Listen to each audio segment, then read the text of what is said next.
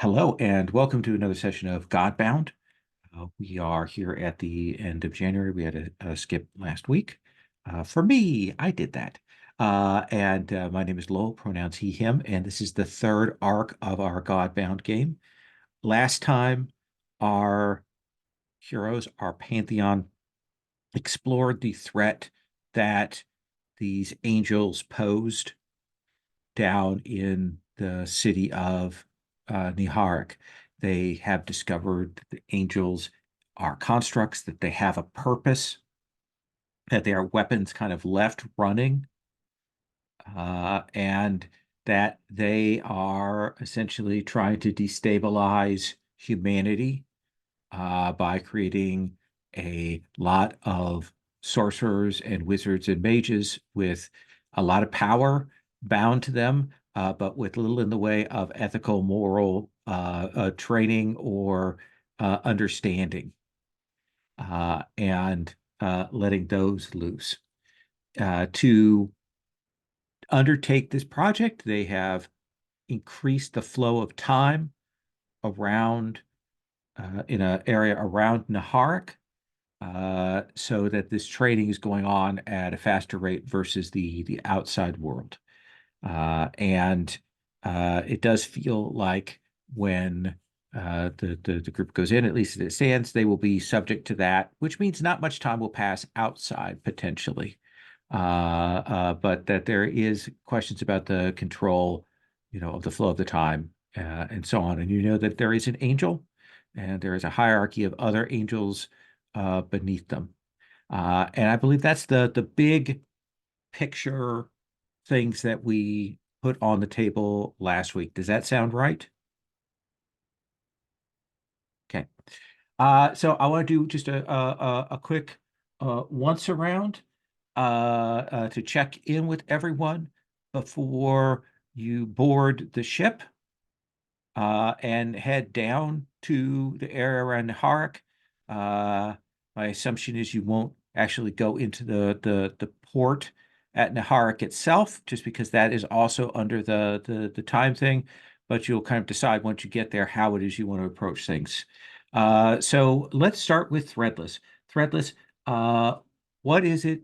Is there anything you want to see do here before you get ready to take off to undertake this mission?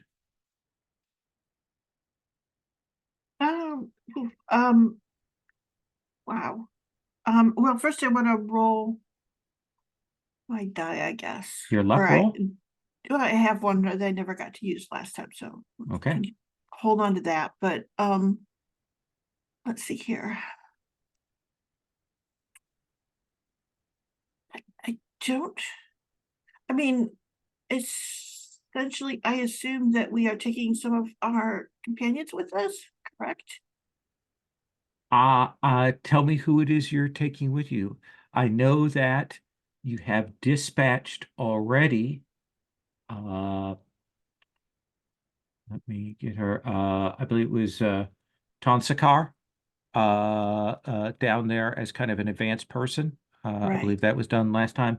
And so she's left and ahead of you. And even though she left ahead of you just a little while, she will have been in the city for some time by the time you get there.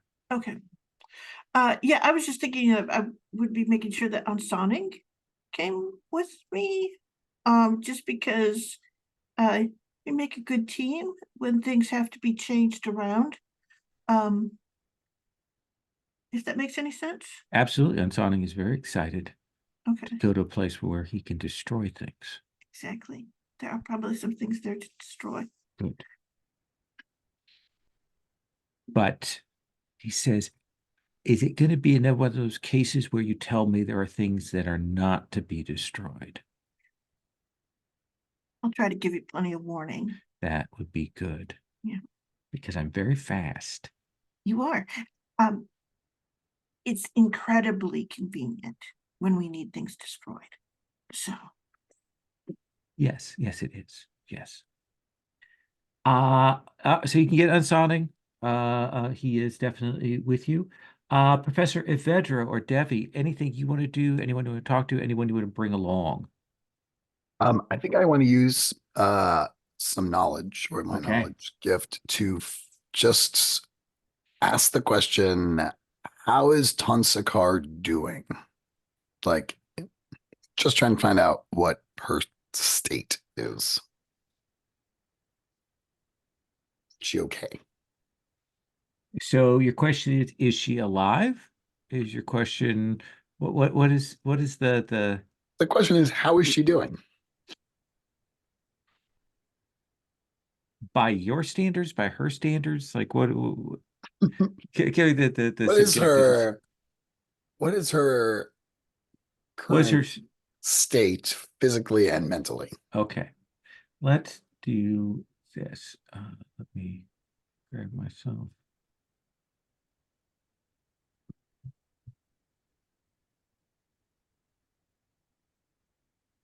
Pull up the roller here for myself.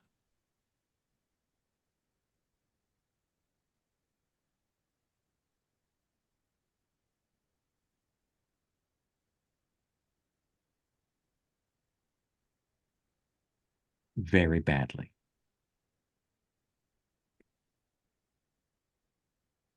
Fantastic. Very, very badly. I would like to share this knowledge with my friends, if they're still my friends after this. So yeah, you all be told that Tonsakar is there and is not doing very well. But still alive, as far as I can tell. Yes. Okay. Oh, not much that I can do from afar. She knew the risks that she was taking. She went.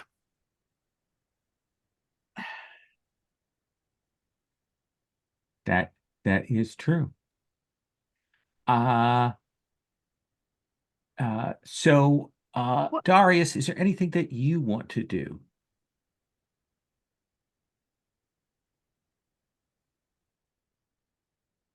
Um,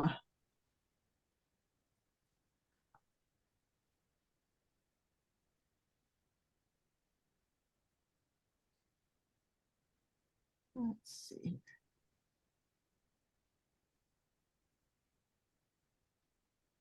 Don't know that I have anything in particular in mind at the moment. Okay.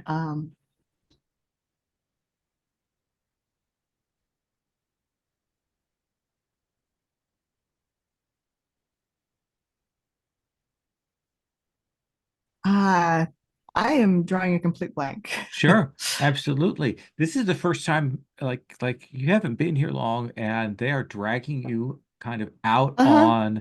on a mission. Is this have you done anything like this before? Oh no, Okay. absolutely. Well, I mean, I've gone to a city that was about to be destroyed multiple times, not knowing, just knowing that I needed to go there for some reason. Um, so I assume that massive destruction is about to happen there. Yeah. You think by your very presence, it is a prophecy foretold. Yeah, I've never been clear on whether like I've gone there because a disaster was about to happen or if I went there and the disaster happened because of that. But there, I mean, no disaster has happened here yet, so that's hopeful. Okay. That seems reasonable. What about for you, Ransom? And if everybody could change their names.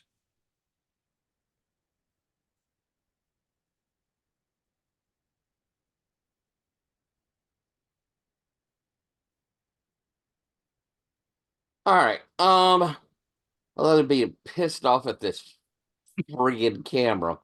Um, let's see.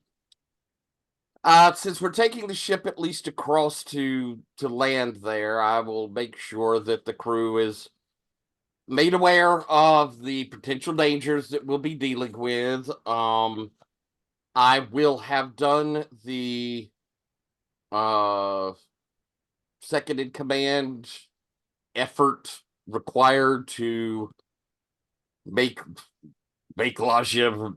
Leisure by second in command. In effect, what it does is makes her sort of magical, treats all of her stuff as magical weapons. Her hit dice is twice my level, which is nice. If she happens to die, she could be summoned back up by committing effort for the day. And could be teleported to my side at the same cost. So that's happened.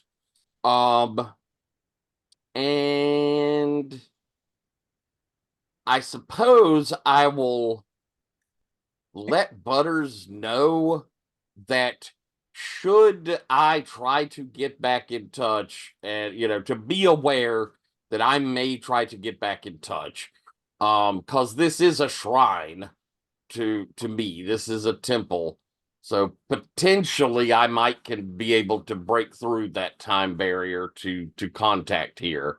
But be aware and be on alert, and I may send orders of like, go back to the Assassin's Mountain and tell them, send everybody. Or it might be more of a send a party to help us or whatever. Aye, Captain. As I understand it, though, it could happen very quickly for us. Indeed, we have travel time. But after that, once No, we enter into the city. No, as I understand it, when you go in, it will be slow for you, but fast for us. Yes, No, that's the no. case. It'll be fast for you, but slow for us. Fast for yes. So there's this whole relative passage of time thing that I'm having a hard time with. That, but like you could be in there for a day, and for us it'd be like a minute or something, right? Yes. So I should be prepared that it could happen for us very quickly. Very quickly. Or perhaps if I have to, I'll carve something in the deck. That would be a bit more permanent. Would that not happen quickly, or would that still happen quickly? It happened quickly, but it would stay there longer. Ah, I see. Oh, because if you were talking to me, you might be talking so fast that I would have a hard time understanding your accent. Exactly. I understand. Take care of now. things, Butters. Yes, I've got it. Got it. I need to write this down though, sir. So give me a minute. And Tasos, is there anything that you are doing? Yes. So, Minaru's the last of the Vare. That's the like killing concepts assassin order, isn't it? Yes, he is. Yes. He's the one. He's the angry one with the bicycle. Yes. My dear I friend. want to. I want to track him down. Where would he be that I would find him? Oh, I think you will find him in a room very carefully assembling a skeleton. I think Tasos is saying to him, no. I mean, if I had to say deal with time as a whole concept because it was like really excited on sugar and running amok, and I needed to kill it or at least lame one of its legs to stop it from zooming all over the place, where would you start? Anytime I destroy a concept, I start with the manifestation of that concept, the avatar, the embodiment. You start there, find out who that is. So So time will have some little hopped up idiot running around in circles. I don't know. I don't know exactly where you're going to, what's going on. Are you talking about keeping the year from going on? Because that's a difficult process. You have to kill the new year before it comes, and then you get a year of darkness. Oh. Wait, you can do that any year? Well, you have to find the new year when it's born. Huh. Interesting. No, that's not. We're dealing with a different. I'll say I need you to explain exactly what you're talking about. Okay, like time was a cheetah running too fast across the veldt. Why is it running only too way to- fast? Why is it running too fast? It is being chased by a lot of very angry angels. Well, there's your problem right there. Oh, You're going to want to maybe kill. cut off. You want to kill those angels. Maybe cut off one of the angels' legs. Yes. Thank you. This is helpful. I honestly don't think it was, but I'll let you walk away with that impression. Turns back and stares at the skeleton's leg. Narrows his eyes for a moment. This is Nods mine. his head. Oh, This is mine. need to find a skeleton. He wanders off. So we will cut to you back on the waves, back on the oceans. I think Evedro, Threadless, Tasos, you're used to this, but Darius, I don't think you've experienced this yet. Captain Ransom took you out on the boat before, but you've traveled by ship and that was a short jaunt. This is travel, and this is travel at a clip that you can't even imagine, over waters that are crystal clear and calm, and the wind at your back the entire where you're going, the entire length of the travel. More good fortune in one single ocean trip than you've had in the last 3 years of your life. It is a spectacular voyage. Everything goes exactly as it should. I have never been on a ship when everything went as it should. So this is amazing. As long as it doesn't go underwater, I'm happy. Yeah. And we will see the vessel come to a shoal, a place that you can pull up to a ways down from the city and the port. You've seen the sort of system of lighthouses they have out in the waters, magical to kind of guide people in, and that's been your beacon for where you're coming. And you will see in the distance the city, and there is a shimmer around it. There is a dome, and you can kind of see the city inside, but the image is kind of vibrating. We know that it's a city with a port. We know that it's a walled city.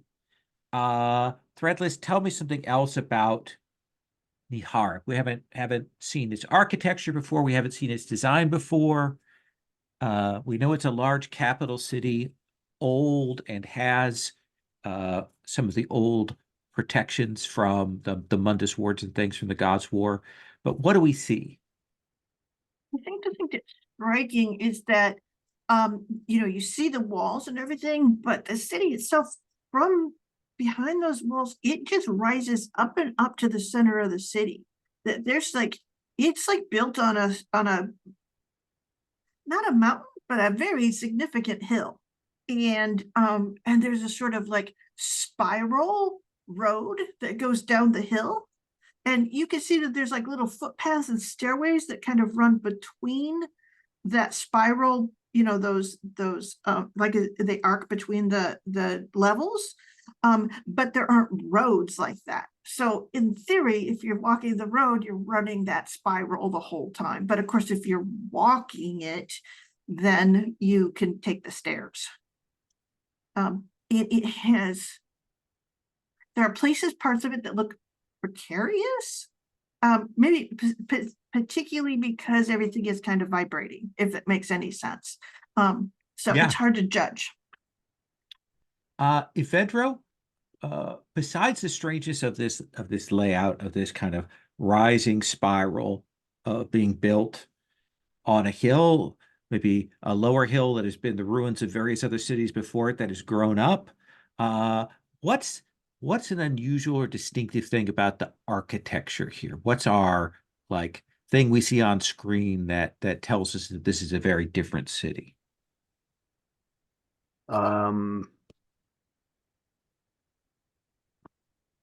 I think there's something about this land where the stone that they quarry has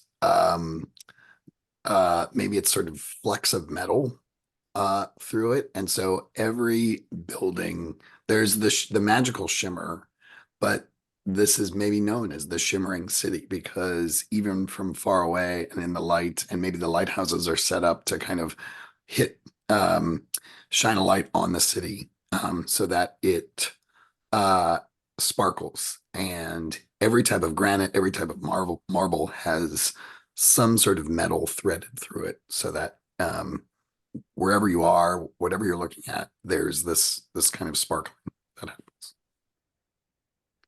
Yeah, a kind of a beautiful resonance as the light hits it at different angles. The shimmer catches it differently. Darius, the walls that surround us, the shape of the city, is it around this hill pretty uniform? Is it more sprawling? Is it oddly shaped to the land? Like what is distinctive about the walls of the city or that wrap around it?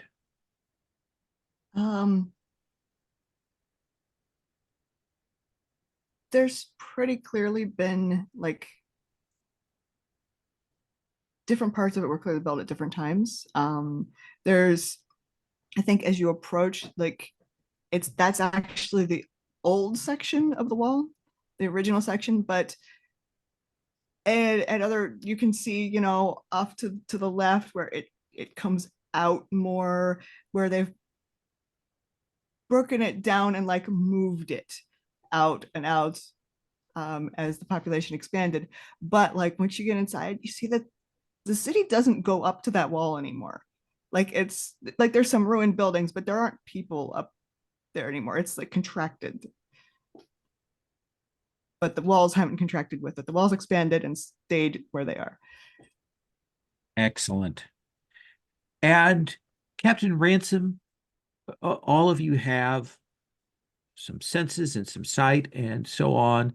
And I imagine your birds are giving you the eye view here.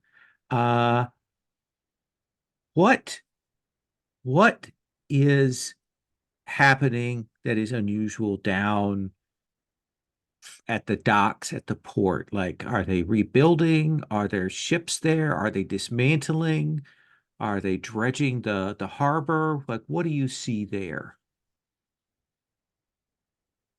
And is this inside the influence of Yeah, the inside the dome. Okay. I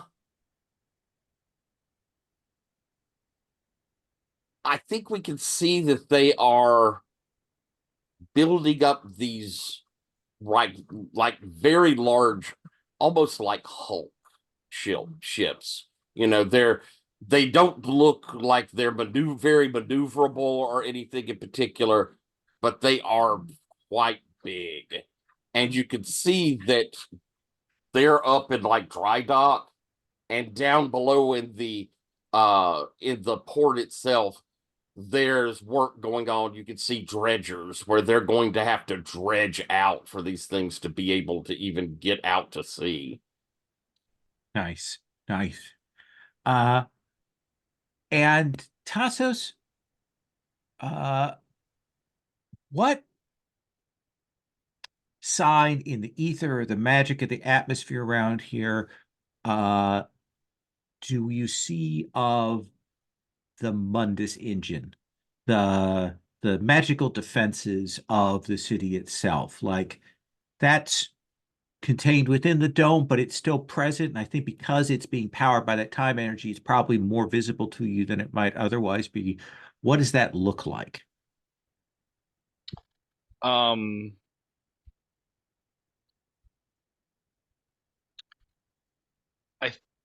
I think there's this weird interaction between the mundus wards and the whole time effect, not in the sense of like they're getting in the way of each other, but they almost should be. So there's this like friction between them. So there's this like burning oil smoke from an engine that's running too hot sort of thing, but it just appears in puffs in the air, in this like deep sort of purpley gray smoke that will just like, sort of roil up from seemingly nothingness sort of all over the place and then go out, and there's this like burning friction dust oil smell that goes along with it. Nice. Nice. Like dropping ink in water, that kind of spreading out, that sudden dispersal of things. One of the other things you will see is we've talked about the city rising up to a point, the sort of the great buildings, the palace and cathedral and things. One of the things you'll see from here that, given that all of you looked at some documentation beforehand about what the city looks like, features and things like that, is there's a clearly Captain Ransom will have seen from the air where they've built these schools. Like that's a several blocks of the city have been made over for these sorceress gatherings of children. But then the other thing is, up near the palace and the towers, there are these big platforms that have been built. And it's hard to see around the perimeter of it, but you'd guess there are 5, maybe 6 of these. They're quite large, and they seem to be some kind of mechanism being built on each of these. You're not sure what that is, quite honestly, from the distance. So how do you plan on going in? Are you going in just through the gates? Are you going over the wall? Are you using some skills to enter unobtrusively? What is the plan here? I actually wanted to ask a question real Sure. quick about a move I have. Oops, where'd it go? As long as you are within an area affected by a mundus ward, and provided the ward is within a city, okay, the ward strength is decreased by your character level. Is that for everybody or just for me? I believe that is for you and the area around you. So it's probably a good reach, like maybe influence the size span of a house. In terms of that, it's you're creating a range around you, so that can affect, if your group is close by you, can affect all of them as well. Okay. Does that seem fair? Yeah. I was like, does that just like weaken it in general, or does it? That seems like a lot for a lesser power, but yeah, that makes sense. And what you decided, what I think was something we discussed last time, is with that gift in play, you believe that you can enter in without the mundus ward detecting your group. That's right. So yeah. that's Okay. not an issue. Cool. Have we any intention of taking anyone with us besides us? I'm going, says Unsonic. Okay. No one else? I mean, there are plenty of dangers there I that I don't am see. enough. You do not need to take anyone else. Agreed. You are often more than enough. Yes. I am, as they say, a handful. I'll sort of get taken back and sort of smile at that. Yeah, yes, Sunning. That's I can't disagree. Mhm. Yes. Well, if we don't wish to take anyone else with us, I mean, do we think we wish to take one of the assassins as a potential backup, say up my sleeve? Will they be aging at the super rate? No, they wouldn't. Because they'd be up my sleeve. That might just be a better place to put Tansakar. Could you have 2 people? I can have up to 7. Wow. Okay. Tansakar is in the city and you don't know where she is. Exactly. that I she's in bad understand shape, that. yeah, It's that yeah. it might be better and that can. I was just thinking we do have the one that kind of specializes in magical things. And I think we Yes. have one that specializes in magical creatures, which are just different things. I don't know if do we think we need that specialized help as something for a fallback. Of course, obviously they would have to agree. I would be unwilling to impose upon them, but they would be would safe be as long as Eben. I am. That would be Eben of the Ochre Yeah, Assassin. Eben certainly would have volunteered. He's the most new of the assassins, and he would like to get out there and be killing things. From So- my own research, it's moderately possible that time may be running around in some sort of embodied form that we need to stab in the leg or face. So an assassin would be helpful. Very well. If you are willing, Tassos looks impossibly smug. I'm like, I'll I ta- thought it was divine magics. And It's a she lot sort of of things. looks at Eben and goes, do those usually have embodiments like that? says, I usually just kill wizards and magical creatures, so that's my specialty. That's really a question for Minaru's about like embodiments and things. I don't deal with those. It makes sense. It seems like a very specialized thing. He did consult as a research assistant on my work. oh, so you spoke with him. We collaborated. I see. Well, I'm willing to take that at face I value. kind of go collaborate.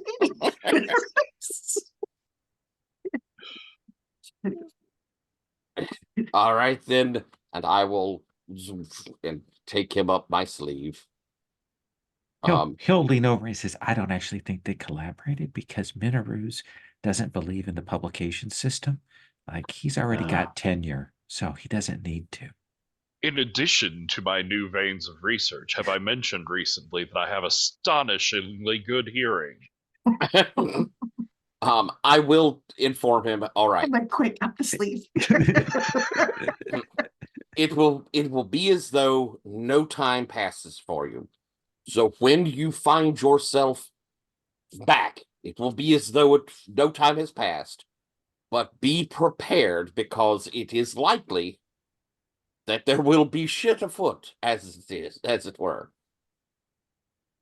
He says, all right, let me get ready. Okay, I'm ready. Very good. I will see you soon. And he is gone. And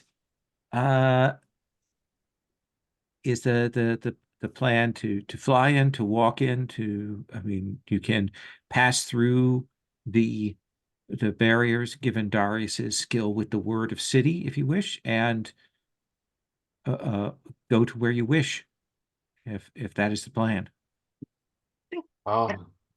Makes some sense. We could for the seed. Okay, that's not too bad. If you'd like, I could put the other four of you up the sleeve and have Darius and I go in as birds once we're through and in a place a bit more secure. We can all come out. I do have a gift called Opening the Way, which lets us walk through secure areas. We have no shortage of ways we can get in here. And I'm I It's really can't just like help. picking which one. Yeah.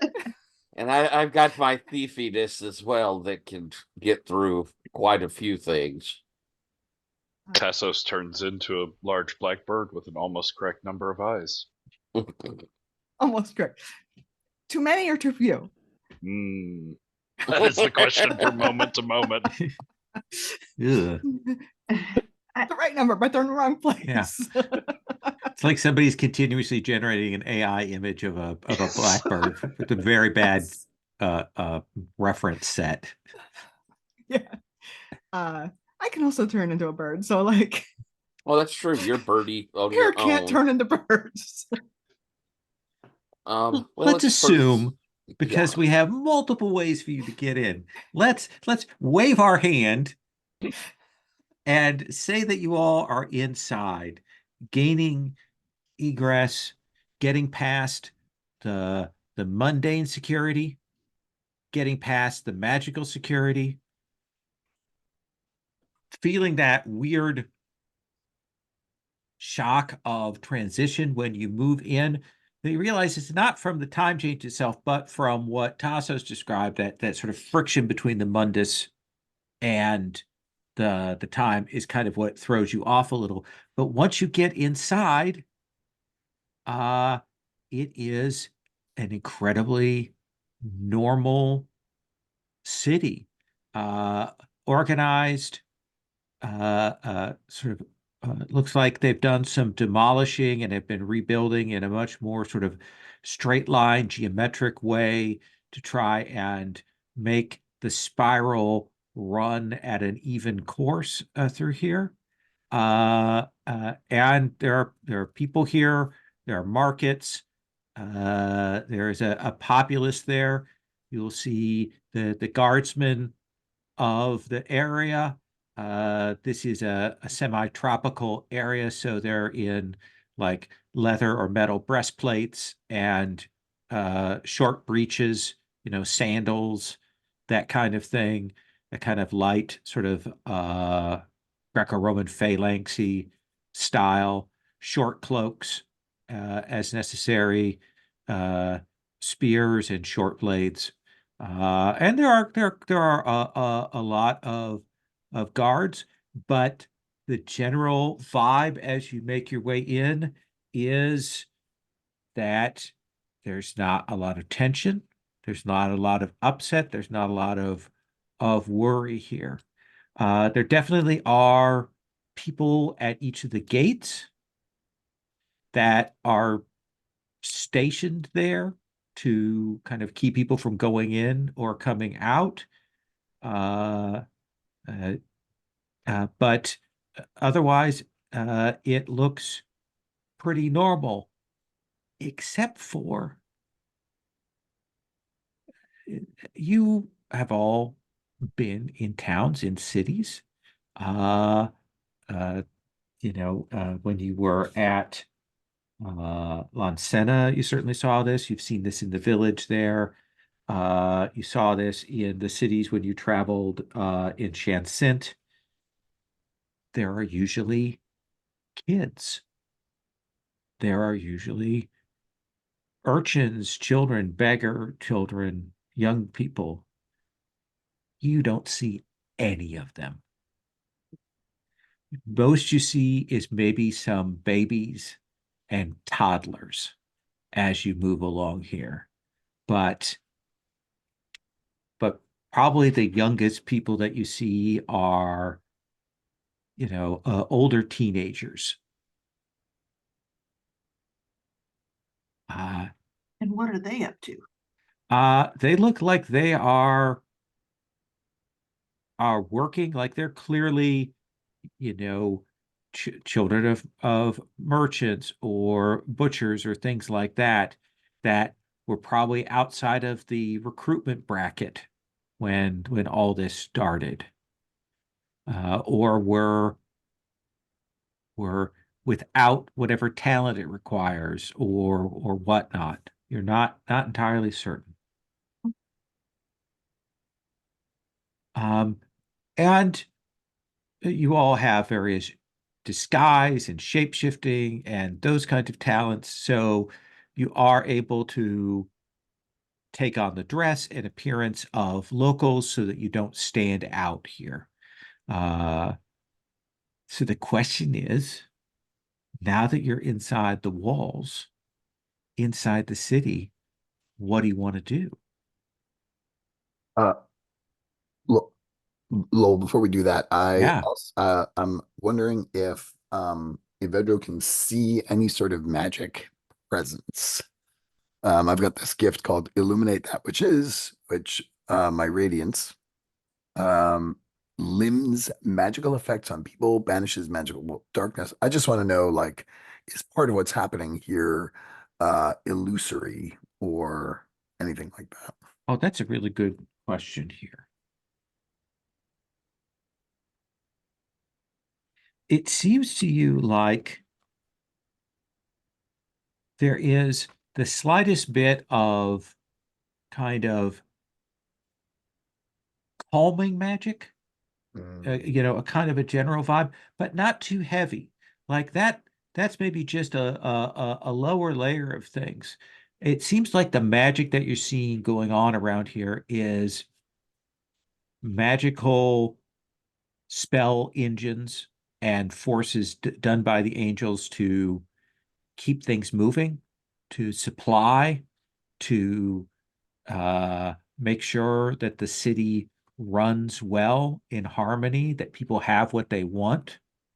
Yeah, the calmness seems to be about, how do I put this? Moderating strong desires. Like taking the edge off of those things is what the angels seem to be doing.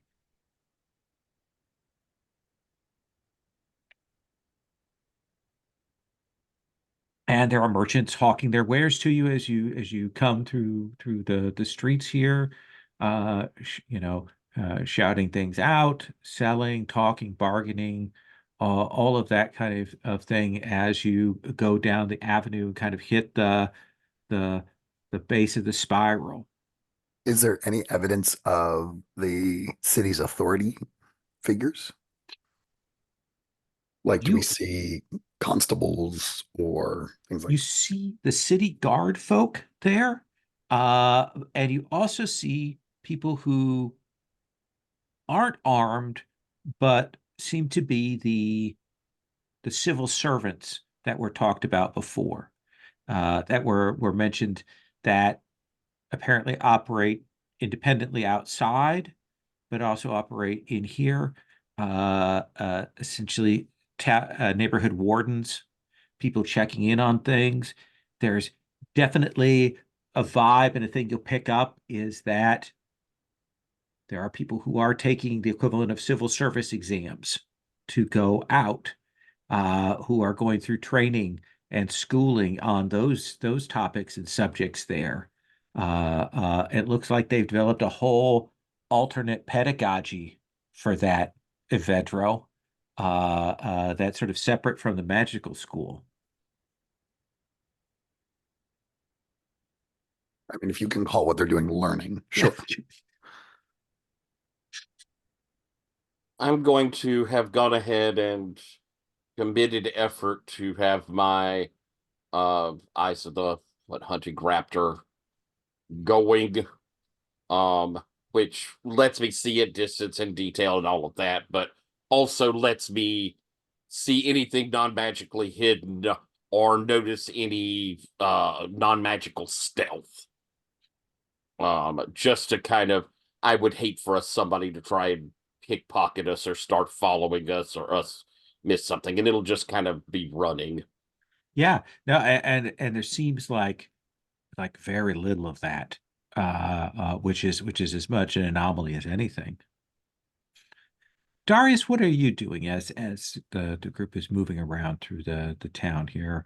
You have the word of city and some other gifts there. What do you want to invoke or work with?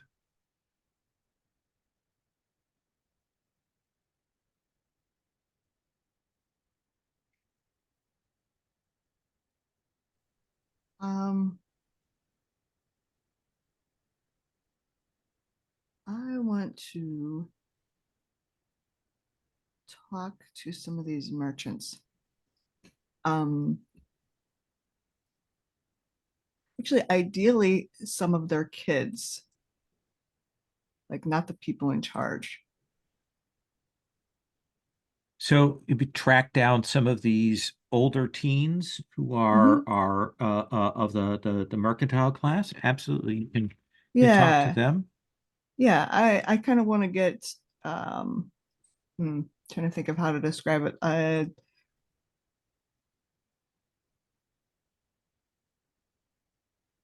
Actually, I am.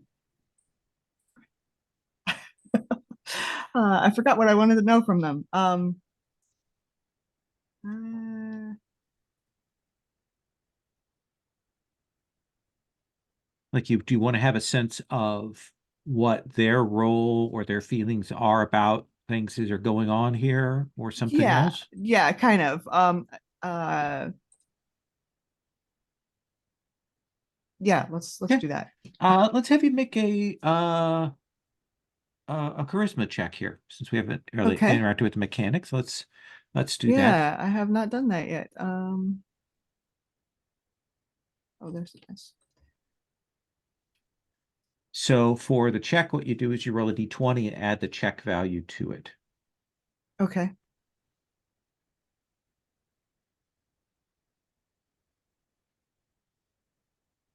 What's my crit? 13. Okay. So you would roll d20 plus 8. Oh, the check value. Yes. Okay. Did I just? Yeah. Uh, 24. Yeah. So you'll find a person who is open to chatting. We'll talk with all of you. Kind of, we see the kind of stop off at one of these places where there's some street side cafe, bread and meat being served up, and like he'll talk about his things. He will express a weird mixture of relief that he isn't one of the mages because he knows that that's a lot of work. That's Mhm. not really him. That's not really that's not that kind of work. You know what I mean? It's they have to do things. I mean, they get the lords give them a lot, uh, and they get the treats, but they are kept away from other things. They are in their own place, and pauses here, and he does look around now at this point because he doesn't really want to say this out loud, but he will say, "They are they're a queer bunch. They're an odd bunch. They're they're not nice. No, I wouldn't imagine they are. They get in there and."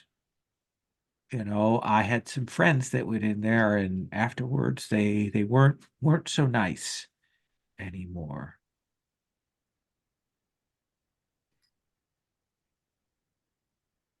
Yeah, you give somebody a lot of power and you keep them away from everybody and let them think whatever they. Yeah, that there's absolutely no way that could lead anywhere good. No, I don't like you what you say seems to stretch further than what I am saying.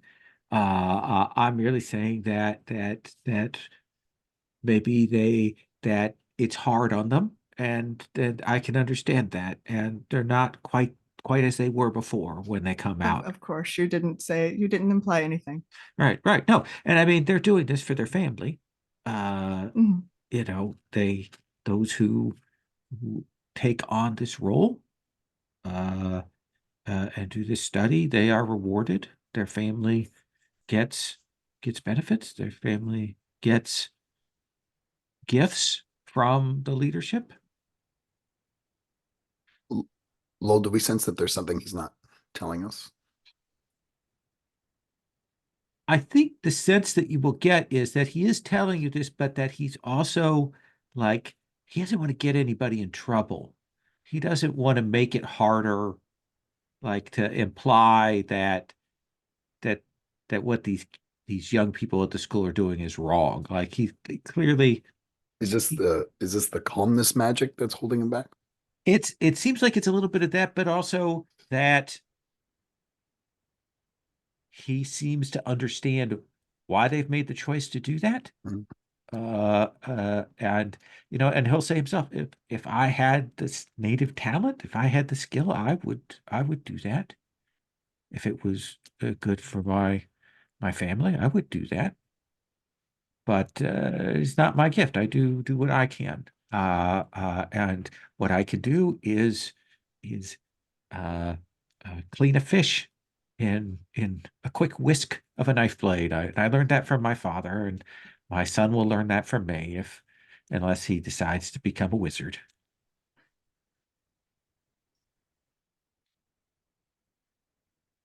It's just very good. Good, good. I'm glad you like it. I hope that answers your question, Master Darius, was it? Yeah, yes, and yes, it does. Thank you. You've been very helpful. And I will buy a fish from him. Ah, excellent. Let's take our first break.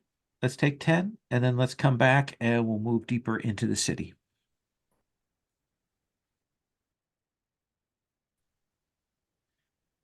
So there are several things here that are kind of on the table as I understand it. We've got these schools. We've got this weird construct that's going on, these platforms there. We've got what has happened to Tonsakar. We also have the question of where is our other person who is held there, Nuanlo, who has disguised herself as Dalak and Dala, and the question of whether that particular disguise has been penetrated or not. We have then the great sort of main building cathedral where you're guessing the angels in their architecture are at present. I think all of you can tell that the machinery for the Mundus ward and everything lies there at the top of that hill in those buildings. So how do you want to approach this? Ransom, you've traditionally acted as captain. Did we happen to get information out of our youths of where they escaped from? Is it in that big citadel? So going after Nalao would be the same spot. That does seem to be where they described. Okay, just to kind of set up a place of where we think we would find her. Okay. Then yeah, I think we'll probably find somewhere quiet that we can huddle up and talk. Maybe I don't know, a cafe or something where we get a dark table. You become the hooded figures in the corner. Yeah. And I could do something quick to where we can talk without it being it won't even be a miracle. I think I could do it off of my base level power for leadership. Where we can talk in fairly monotone or monosyllabic and understand. I could keep a run for us on that. And I think you definitely can tell Darius that like the protection engine of the city to protect from outside gods and things like that is like fully operating. Like most cities don't have it in this full operation there, but with your control of that word, you're able to keep it from detecting or interacting with all of you. Just to make clear how important what you're doing is. Well, friends. Oh, yes, Threadless? I was just gonna say, it would suggest that we can't move that far away from Darius, which means that we're all moving in a group. Yeah. Does to every restrict place us we're to going. staying Yeah, in a group. yeah. Yeah. Yeah. Mhm. Without using other words to try and escape detection, things like that. Right. All right. The question is, do we see a particular reason to go and investigate this sorcerer school? Or do we feel that taking on our main threat is really our priority, as well as, of course, rescuing our person? We have, that to me is one of our most important things, is to rescue Nunlao. Well, Nunlao. But if that is also in the tower with both the Mundi and the angels, that seems all in one swoop, as it were. Now that we have a moment to rest, maybe I can find out. Yes, that's a very good idea. I'd like to feel out Lowell. If she's presumably nothing gets in the way, whatever. But if she's asleep, I should be able to see her dreams and know where she is. And if she's awake, I should be able to see through her senses. absolutely. You will feel racking, horrific pain when you go through her woken senses. Nice. What do I see? I don't think you see much. Maybe a building, like you're inside somewhere. You're clearly strapped to something.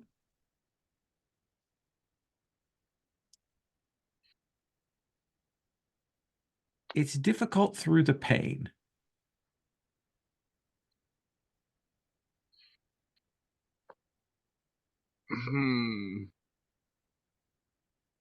I really want to make a terrible decision. That's why we call on you. Okay, cool.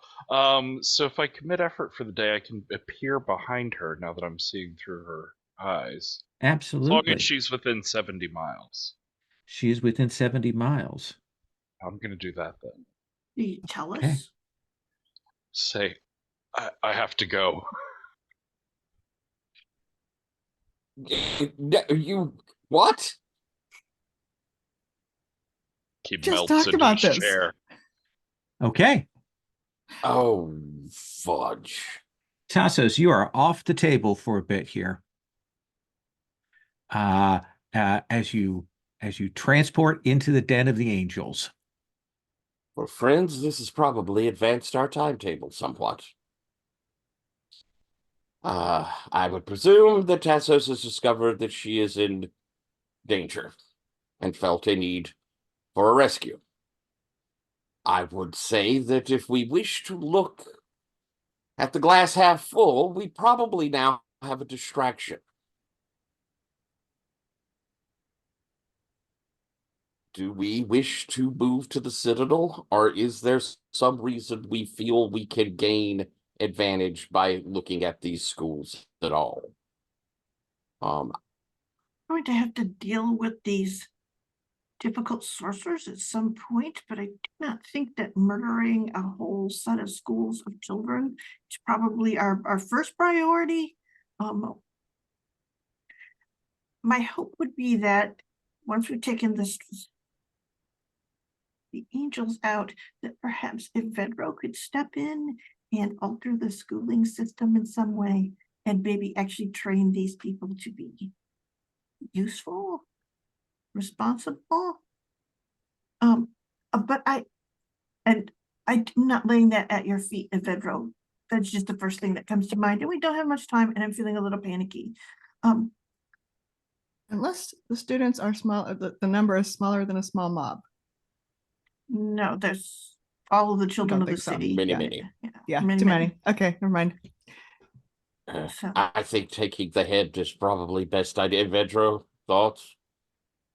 Let's go. Let's give this, the schools will be a lot easier to rewire, if we pull out the battery. All right. All right. Can I do one thing go ahead. first? Lowell, I have the word of luck.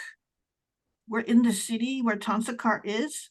I know that she is in a bad situation. Can I do a miracle to grant her good luck? Just to give her a chance to get herself extricated from whatever situation she's in? You can do that. Okay, Expend that effort for the day. okay. In general, I should be able to talk our way through most people between us. If Vedro, you generally can find the path to what we seek. If we run into something particularly potent, they may be able to see through by borrowed authority. But otherwise, most people will accept the orders I give. Are we going for the angels, or are we going to, okay, Then What- let me hard frame this, if I may, unless there's something you want to do before we get to that, Sherry. do we get any sense of what those constructs were up there? Would it be useful to have those destroyed or otherwise altered? You don't know what they are. I would like to ask a question. Sure. What are those constructs up there? What are those constructs? Oh, Those okay. are they have a very particular name, but the bottom line is that they are a set of transport devices utilized by the Empire of Masks to move from region to region. They are literally crystalline transport hubs. This will transport you from one of these to another one that's aligned properly with it. They have clearly gotten the information on how to make these and are making them with the intent of being able to set them up all over the continent to be able to move troops at a whim. They are not complete yet. So we could destroy Oh, them hell. later. Okay. They're Yeah. not fully operational. Are Are they, for future reference, how far away are they from where we are right now? They're up at the top of the hill by the big building, so within a couple of miles. Couple of miles. Okay. Yeah. And okay. And they are, And just to tell you this, they are incredibly delicate. they in the sun by any, are they lit by the sun? Absolutely. The sun itself is looking down on them. Okay. Okay. Because what it is there's a big magical crystal that is in the middle of these things that has to be properly aligned, like Roman engineering style, with the device, a ways away. And if it gets mucked up, then it doesn't work. That's a shame. Yes. But that's how the Empire of the Hours moves troops across its land and stuff. So I'm going to hard frame here. Patrick, I'm going to put you in the middle of all of this. Okay. Yeah, that makes sense. As Avedro opens the way, as Ransom clears out obstacles, as Darius shifts the city to itself to assist you, you will find yourselves, Wizard of Time and Space style, zipping through the city up to the castle and into that main cathedral building. And that is on our owlbear keeper. If you want to look at the map there so that you can see the owlbear rodeo. If anyone is potentially watching this, I will screen share what that looks like. So let me close out this. Share screen.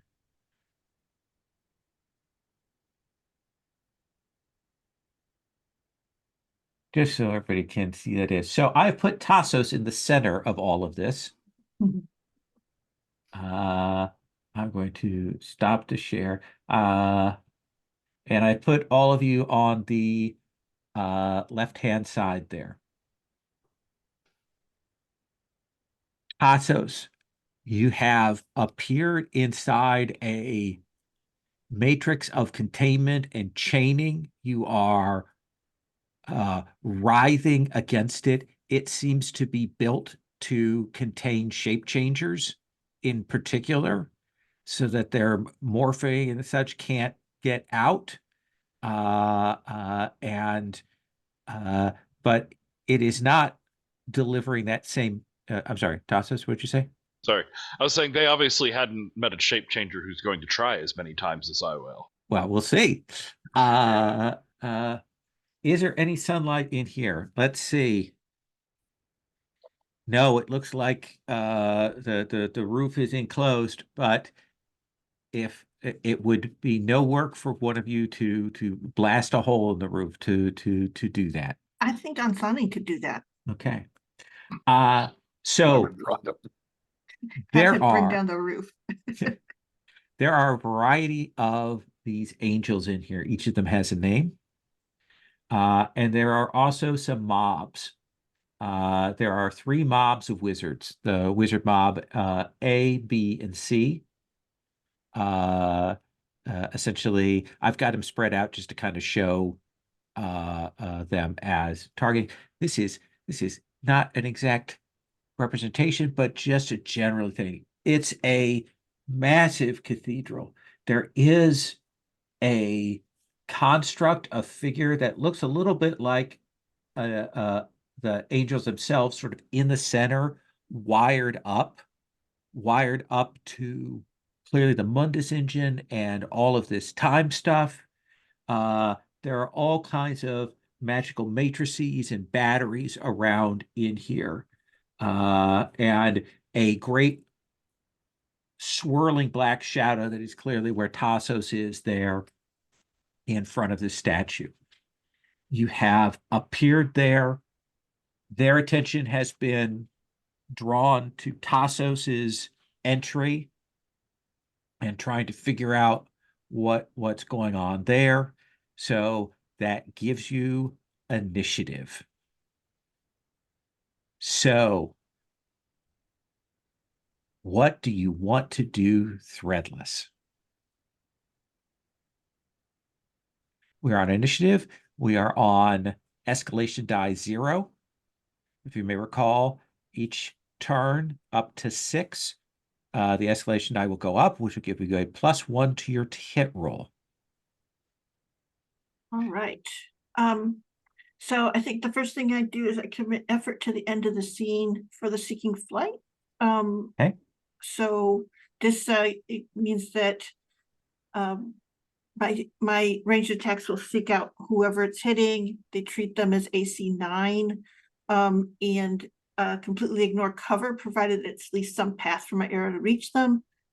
And then I'm not good at handling mobs, guys. I mean, my stuff is all single target, so I am going to choose, let's see here, probably that brass angel, because the wizards are all mobs, right? Yes. Okay. And each of these, you can tell they are constructs of one kind or another. That one has that kind of weird coppery brass finish there, kind of turns to face you. It is AC 9 with your gift. So let's go ahead and have you roll. As you may remember, you roll a d20, you add the target's AC to that, plus your attack bonus. Okay. All right. Thank you for the reminder because I didn't remember and I was going to have to ask you. So my attack bonus is 7, apparently. Yeah. And so I add 9. So I'm already adding 16 to whatever I roll. Then I'm finding my Yeah. roller, which I opened. Just don't roll a 1. Try not to. I rolled a 17 Rolled a 17. plus Uh, 16 is 20. Like a lot. It's over 20. 33. It's 21 or above. Okay. It's 33. Then what is your damage die with that? It's a 1d10. Okay. So you will roll 1d10. And as you may recall, this is not read straight unless you do a special thing to make it read straight. Instead, we look at that table. Okay. And don't forget, there is probably a damage bonus for your D10 roll. Yes. Let's see here. I have a constant thing on me. So the constant is my ranged weapons maximum range, at least a D10. Right. My thing always does at least D10 are treated as magical weapons. Even without a weapon that can hit with a 1d10. So okay. Yes, that's right. Okay, so I'm rolling 1d10 now. 1d10. Okay. Put that in. Haven't used a 1d10 in a long time. 9. Not A 9. bad. So that will do 2 points to that angel. Okay. Okay. Gotta get a 10 to get more than that. A 10 will get you 4 points. Okay. Keeping in mind that these angels, just so we're transparent about things, most of them, the standard ones have 10 hit points. So HD 10 is what it is on that. Okay. After that is Evedro. Is what the wizard mobs, Mm-hmm. is what they do considered low magic? Yes. Oh.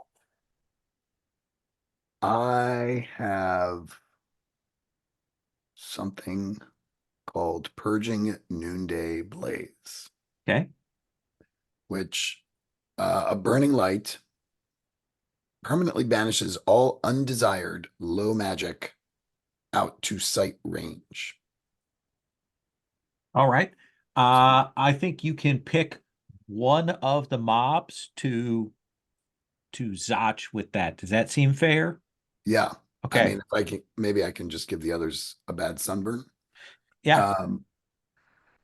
If effort is committed for a day, it suppresses all offensive gifts or magical powers of a single target for 1 round. No, I'm not going to worry about that. Okay.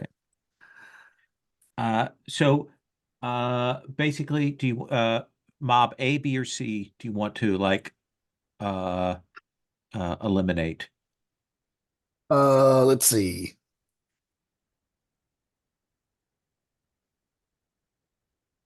A is red, B is purple, C is Yeah, green. I see it now. I don't know that I care that much, but let's take Yeah. out the A's. Okay. And is that an on action or is that a free gift? Oh, good question. No, it is. I don't know what it is. Hang on.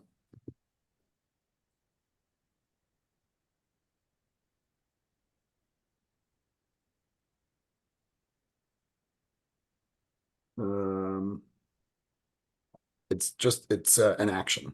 Okay, so that is your action to do that. Yep. So yeah, what does that look like? I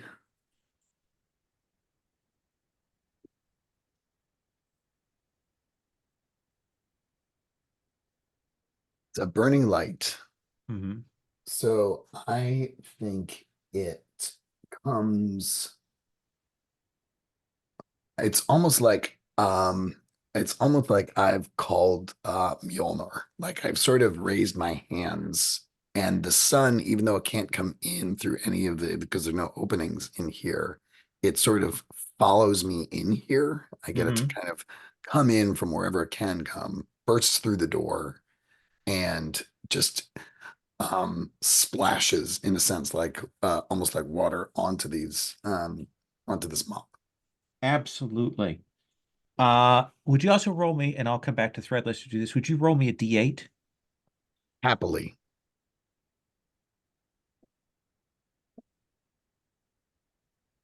I rolled a 2. Okay. That was still that's your fray die. That's Yeah. without doing anything. That's you just like these are normal low level Right. foes. So you will definitely smack through them. As that blast will rush across and deal that damage. Threadless, could you also roll me a D8? I also rolled a 2 in keeping with Avedro's. Okay. I'm sorry to set that like- precedent. That's Yeah. okay. So we've got a couple of a portion of that a wizard mob is the whole mob is depowered. In terms of their being, it means they can't use their standard attacks. They can't use their overwhelm power. So they are in bad shape. And some of them have collapsed just by the force of your divine presence and random arrows and sunbolts and such. Hello, cat. And then Darius, what would you like to do? So I have a question. Can angels be sick? Can angels be sick? Angels are invincible to mind reading, emotion control, emotion manipulation, but they are not immune to illness. Oh, perfect. Yeah. So let me see which one. This Raven Angel guy down here. Okay. I would like to come in for the scene and choose a target. Raven Angel. They sicken, falling to half their current hit point or hit dice or hit points, rounded up. Okay. I assume they get a save. So I will roll. Yes, they get a hardiness save to resist. Okay. So I will roll there. There. No, not enough for that. So yeah, what does that look like? As you deal 5 points of damage to that angel. Rust. I think it shrinks. Okay. Yeah, there's this raven angel, and it will sicken and shrink and shrivel from that strike. Captain Ransom. All right. I will kind of drop my hand behind me, pop out our assassin friend, and quickly say, you know everyone here who's an ally, everyone else is an enemy. Communication will be such that he understands exactly what's going, what's happening. Be alerted of my leadership. As I launch myself, yes. He will say, I will kill some wizards. You may not need to.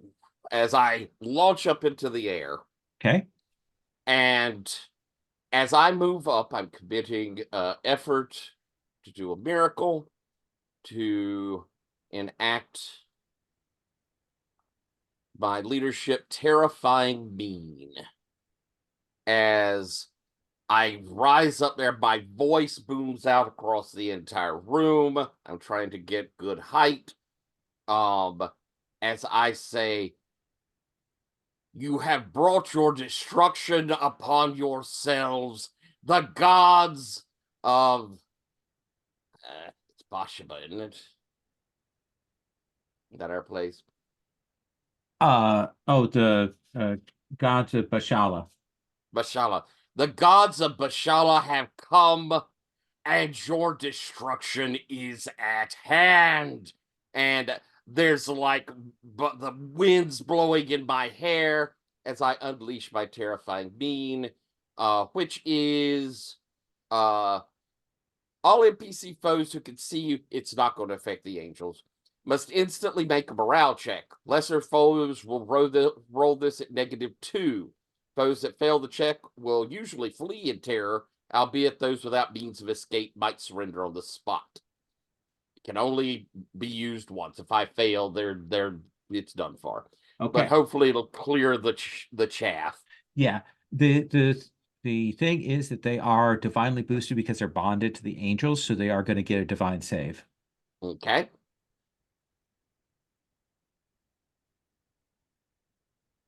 And as I say, it's a -2, but I'm guessing the divine save will offset some of that. Yeah. Or all of it. That is, let's do this. Because I got that. I've got, let's take half of what remains of A off the table. So about half of the wizards from A will flee off, and I'll do that, represent that by removing them off the board. How do I do that? What's the easiest way? Oh, delete. And delete. And all of group B will flee for their lives, breaking through the angel's control. But one of the mobs is still there and intact. All righty. Okay, so we'll let loose with that. Would you roll me a fray die? Actually, 2 fray dies we'll use to hit your NPC assassin as another fray die. So 2 8s. 2 d8s. A 4 to 7. 4 and a 7. So that's going to be another 3. So 5. So he is finishing off Group A. They are down to 4 hit points there. And then Tasos. Tell me, Tasos, what do you do to escape this binding? And then you can take your action. Do I see Nuan now? Yeah, she was right there. I put a little token for her there. She's still Gotcha. kind of strapped to the thing. Is she caught up in the same effect? She is. You're essentially ported into the shape changer prison, and she is being racked with pain.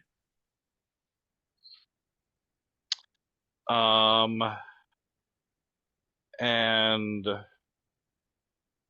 this pain thing. Is this a physical, tangible attack or spell effect, or is it a mental or spiritual harm or damage? Which would be better for you? My endurance would let me resist against it if it was Then physical. then let's say physical. And absolutely. There is a device there that she is strapped to. The power of the mundus ward is being channeled through that. So first tell me how you escape, and then tell me what you do.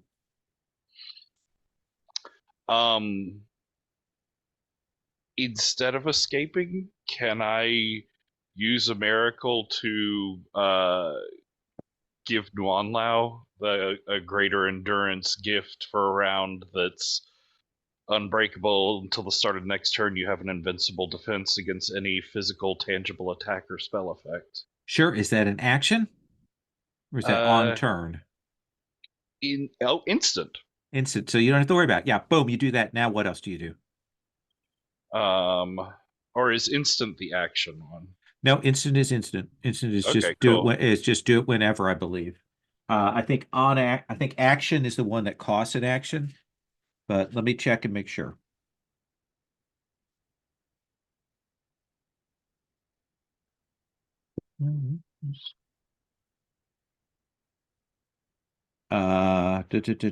Instant gifts can be activated anytime.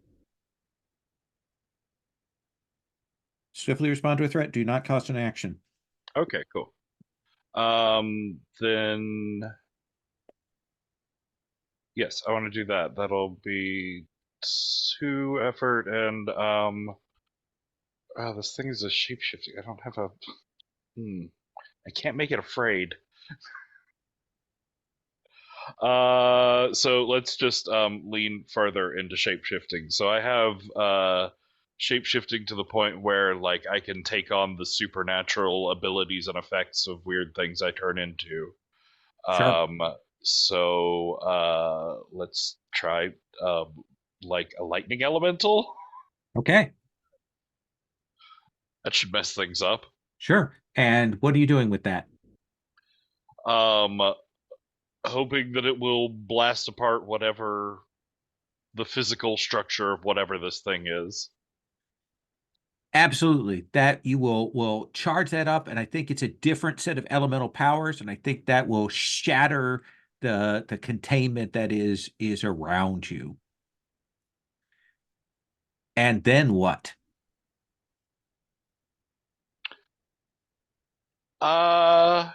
Gonna look at the closest angel. Okay, the closest angel to you is Brass Angel or Owl Angel. Can I learn any fears that it might have relevant to my interests? Or does that These fall things under are immune something that to they're immune mind to? control, emotions, and that kind of thing. Okay.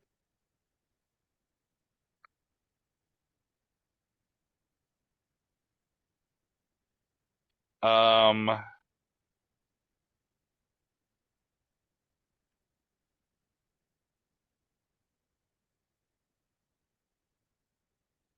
hmm. There are a group of wizards who are also fairly close by. They are probably a little more susceptible to you. Oh yeah, one of them's. Okay. Um, There's very little left of that wizard A mob, and then there's the wizard C mob. so the wizard sea mob. I have the monsters of the id conjure a monstrous manifestation of something a visible target is frightened of. Is it a fair guess that at least one of them is terribly frightened of these angels? I think all of them are because they're controlled by them. Yes. That makes sense. So a dark, twisted, slightly oversized, and grinning version of one of these angels will appear out of the ether and start attacking them. And what is the mechanics for that? Doesn't say anything about fighting them, but it's do D10 damage. Their attack always successfully hits the entity they're summoned from, Okay. and roll D20 against that person. Okay. So let's have you roll that D10 for damage on this mob.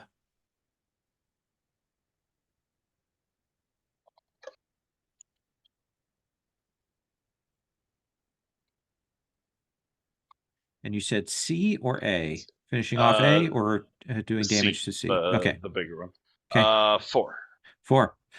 So that will do 1 point of damage there, and will that thing will appear in the midst of them and start throwing them around. They go. Remind me, is that entity now a thing that can be attacked, or remind me how that works? Yes, it has hit points. It has an AC. Okay, give me the hit points in AC. It has wait. 10 hit dice, AC 5. Okay. Yeah. All right. Let me roll. I got my big dice. Ooh. You can't Yeet. see them. So I'm going to do mob C. So that's 1. We'll hit with that. And they roll that for damage. Where's my D8s?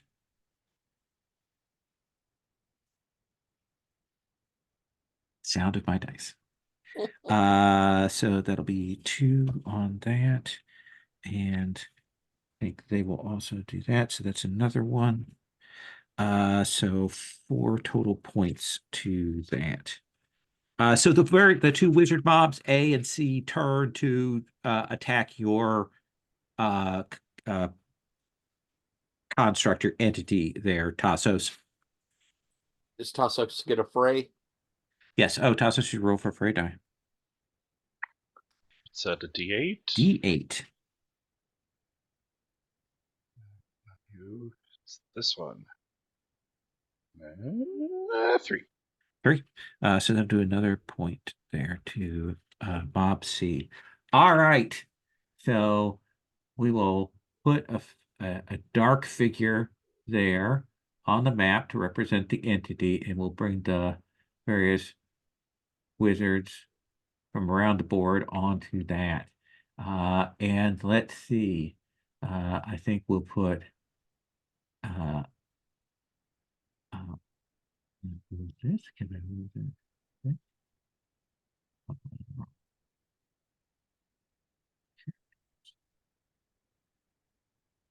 I move this? Yeah. Okay. So let's see. We will bring Raven Angel over towards Darius. We'll bring Bone Angel over onto there. Put Bull Angel there. I have to get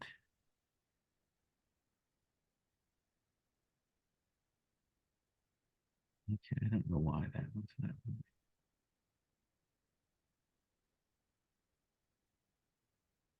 Why are you doing okay, so there's something wrong with you on the map. Is that the brass angel? The Owl Angel is not, for some reason, not mobile for me, so I'm not sure why that is the case. So let's see, we'll bring Brass Angel over here. We'll bring the Exarch over here by the Owl Angel. There's a Phantom Owl Angel down there.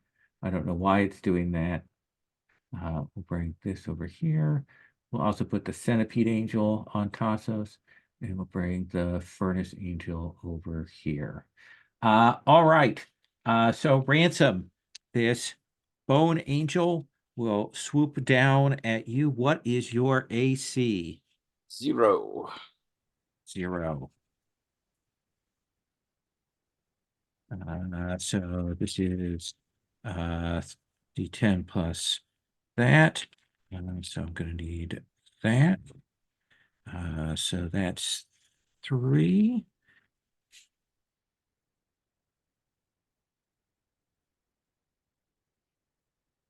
What is your hit points there, Ransom? My hit points are 39. You or are were. you are going to take 8 points of damage straight. As this Bone Angel flies up, and you will feel it rip calcium and bone out of you. Draws it from your very essence there. Oh, and my bones are hollow. Yes, they are more hollow now. Raven Angel on Darius. Darius, what is your AC? 8. So that is going to be those. You are going to take, I should probably use a die that actually has the numbers penciled in. Let me roll this. You're going to take 5 points of damage. Essentially, it swoops down with claws at you and tears at you. The Brass Angel will rush past and will fire off bolts at you, Threadless. Threadless, what is your AC? My armor is 3. Okay, so AC is 3. So one of them will hit you Okay. for 3 points of damage. All right. Let's see. Let's do Furnace Angel. I think that roll to see what he does. Furnace Angel will fire at Evedro. Evedro, what is your AC? Can we pretend I used my on-turn body of burning light? Yes. Okay. Which makes it 3. 3. Okay. So 3, 13, still need 8s. So that's just 1 hit on you for 5 points of damage. And then Thought Angel, let's see what he does. What's a 3? He will move forward, and he will invoke a miracle. And then I've got Bull Angel on Construct. Wow, he rolled badly, Patrick. Your Construct is still up by 1 point. Ah, nice. That. And then the Exarch actually is going to put over here on top of the Phantom Owl Angel. So we'll do the 2 attacks, Owl Angel and Centipede Angel on you. What is your AC, Tasos? A 10. A 10, huh? Okay.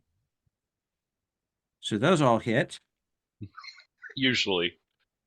And those all hit. So that's 5d8, 68 straight.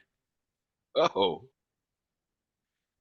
4 and that looks like a 2, so 6, 12, 14, 16 points of damage. Wow. And then the Archangel. I think that he is going to do something slightly different. But I want to take a look here at his powers.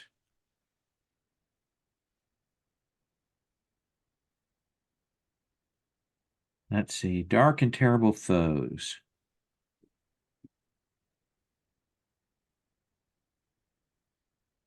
He will roll 1 shot on Ransom and 1 shot on Threadless.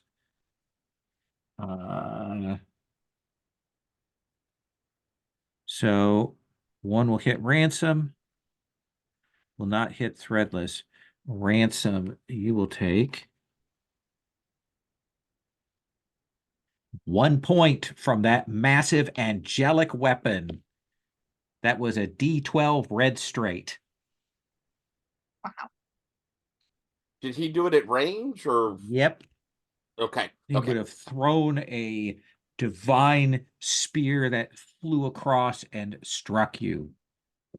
That was all the bad guys. Next round, Threadless. So, and is Unsonic going after the roof, or Is that what you want him to do? yes? Or do you want to Yes. use him as an additional fray die? It's not urgent that I have sunlight. You sure? Yeah. Let's have him. Okay. All right then. I'm like, hey, these guys are all machines. Remember, we got the blueprints. I'll say to Sonic, it's gonna be fun. Okay. So why don't you roll the fray die for him for last round? Oh, okay. Let's see here. 8. A 5. A 5. So that's another point. And he will rush at that brass angel that you hit. Okay. The standard angels are lower rank than you, and so your fray die can't apply to them. Wait, they're lower aims? They're considered lesser foes than you individually. okay. So their fray die can't apply to them. Oh, okay. Okay. And is your action? Okay, so I have the ability where I can hit these guys and actually do straight die damage to them. Yeah, I believe that's a smite, right? You can Yeah. only do that every other round. No, it's not a smite, and it didn't say anything about every other round. Let me check on that. It is called Hammer Hand. Commit effort. Every weapon or unarmed attack you use rolls at least 1d10 damage die, is treated as a magic weapon against artificial constructs. The damage roll is red straight. Oh, okay. Because it's such a narrow group of things, but these are in fact all artificial constructs. I know because I have blueprints. So I'm going to what would be the normal damage die for this? I do 1d10. Okay, so I'm going to have you do a d8 straight because they are angels rather than constructs according to the terminology of the game, but you're still going to get to read that straight. Okay. All right. Okay, So Brass Angel AC is a 3. okay. You treat it as a 9. So roll. I think you need from based on last time, a 4 or better. Based Uh, on last, Based on reading last time's roll, you needed a 4 or better. But actually now the escalation die is up by 1, so you actually need a 3 or better. okay, all right. So there's almost no chance you could fail. Thanks for saying that, because now we know. I got 17. I hit Okay. it quite handily. All right. So you'll go ahead and roll me a D8. Be nice to get a decent roll. Oh, I got 7. 7 7? points straight. So what does that look like when you blow this brass angel apart? I think it is a construct. And it's that thing that when she fires the arrow at it, it hits it like right at the shoulder. And at first you don't see anything, but it vibrates. And then it just, like, all of the pieces start to fall apart. It literally, like, it just physically comes apart because she's sort of shaken the pieces apart with the arrow, is what it was. Absolutely. Roll me a fray die for yourself. Okay. 2 again. Okay. So that'll put to a point. I'm going to apply that to Raven Angel. And then Mhm. roll a fray die for unsawing. Just don't roll a 1. A 1. Okay. Sorry. Then he flies up at the Exarch. Don't do that. Can I reroll? Oh, No. Unless you want to, unless you have something that allows you to reroll, like your luck power. I have my luck power, but I don't want to spend. We will see what happens. Okay. No, I don't know. You can you can have me re-roll the killing blow on your beloved NPC in a moment. Okay, I'll spend a point. That was too easy. You're like Frasier. It just, yeah, me and NPCs is like Spend your Frasier effort cool. and re-roll So that then I die. rolled an 8 this time. Okay. So that will That's pretty good damage. that will do 2 points more to Raven Angel. He will fly over there. Actually, he'll probably fly at an undamaged one because it's kind of a thing. So Thought Angel, he will fly over to and do 2 points to. Hivedro. Blazing with light. Blazing with light. Angels flying close. I've got this other cool power called hang on, what am I doing? Oh, no, this is just a universal gift, Okay. but I think it will be really fun. It's called Corona of Fury. Okay. I commit effort to the end of the scene, and I hurl a torrent of my word's energy at a group of foes, affecting all within a 30-foot radius of a target point within sight of you. Each Okay. victim takes a D8 die of damage for every 2 levels that I have, rounding up. So that's 48. So where do you want to drop it? Do you want to drop it and hit the Bull Angel and both wizards groups? Do you want to hit the Furnace Angel and Thought Angel? That's what I was thinking. I was thinking sort of like bowling alley style, just sort of Okay. come up towards the Bull Angel. Okay. So is there an attack roll on that? I assume it's not an auto hit, so you still have to roll the attack roll. Yeah, and this is a smite, by the Okay. way. Yeah. So smite means you can't do it every round. You have Right. one round where you can't do it again. So let's have you roll on against Wizard C. Okay. What is your attack bonus? Great question. The base attack bonus is 7. Okay. So 7 plus their armor, because you ripped off their magical defenses, is effectively a 9. So you're at a 16. The +1 for second round, 17. You need to roll a 4 or better to hit C. Okay. I'm going to try the dice roller in Owlbear Rodeo. Please do. I So like this roller a lot better. okay, that will hit. So roll of 4d8.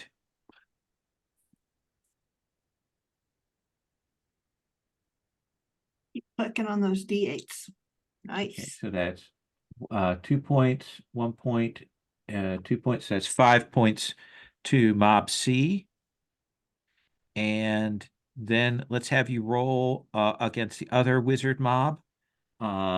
This time, so this is to roll to hit for them, a d20. Oh, sorry. So 7, 11, 12. You need an 8 or better to hit them. Oh, wait, I could pick colors. Sorry, I should have done that sooner. I'm better now. 14. So that will hit. So again, you get to roll 4d8 for that.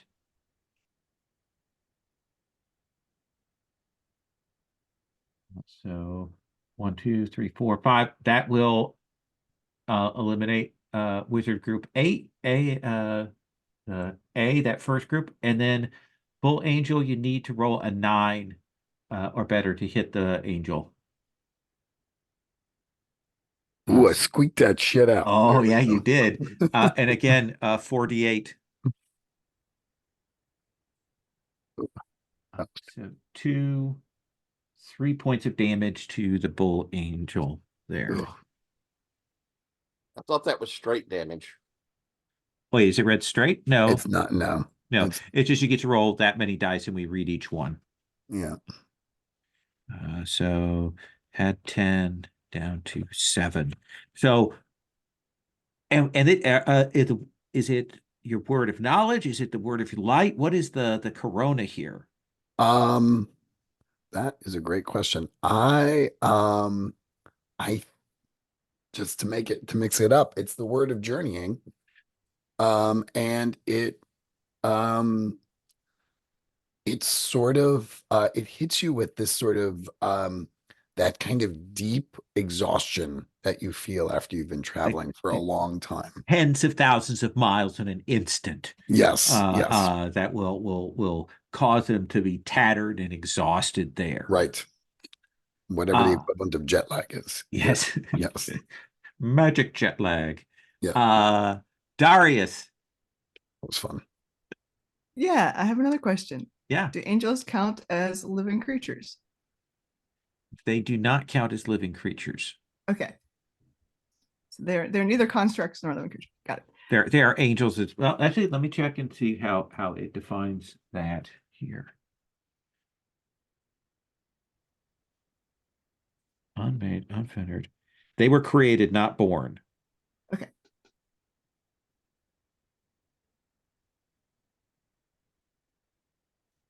So they are angelic constructs. So they're kind of weird that way. Okay. Cool. I will do the slightly less cool thing then, and give myself massive Wolverine claws that do 1d10 damage and count as a magical weapon. Okay. And attacking the Raven Angel then? Yeah. Okay. What is your attack bonus? Look here. 7. 7. 7 AC is 3 plus 1 is 11. So you need to roll a 10 or better to hit the Raven Angel. Okay. Stupid question here. Do I roll the d20 or the d10 here? D20. Okay.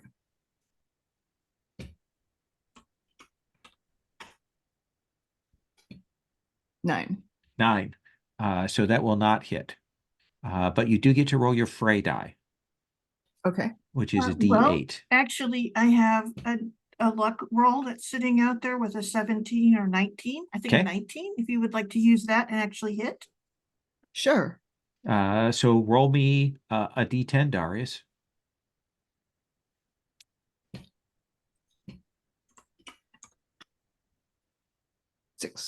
Six. That is enough to finish it off. So this Raven Angel has flown down. It's weakened and shrunken. And I think as it lands, strikes at you, and then your Wolverine claws pop out. and you will just tear it apart, and it is Awesome. gone. Let's have you roll your fray die that we skipped, Evedro. So 6. So that's 2 points. Who are we applying that to? Who do you think the fray die should apply to? I mean, it could be. I want the wizards gone. Okay. So they are at another 2 points. So they're at 7. So about half of them are gone at this point. That was Darius. We come to Ransom. Does Darius get a fray, or were they far enough out of? Oh, yeah, Darius, you range also get to roll a d8. 8. 8. So Ooh. this is another 2 points you'll do to that bone angel there. Excellent. All right. Is there any of the lesser angels that are unhurt? The ones that are hurt are Bone, Brass, Unhurt. Raven, Thought, and Bull. So that leaves Centipede, Exarch, and Owl. All right. I am going to commit effort. For the scene.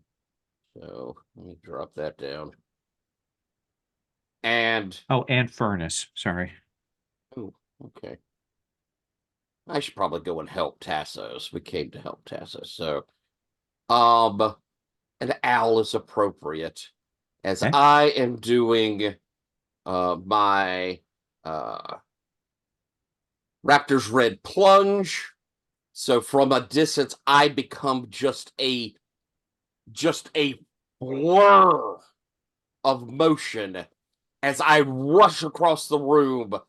A high-pitched squeal of the raptor's scream as I come from above, slashing past the owl angel to land on the other side.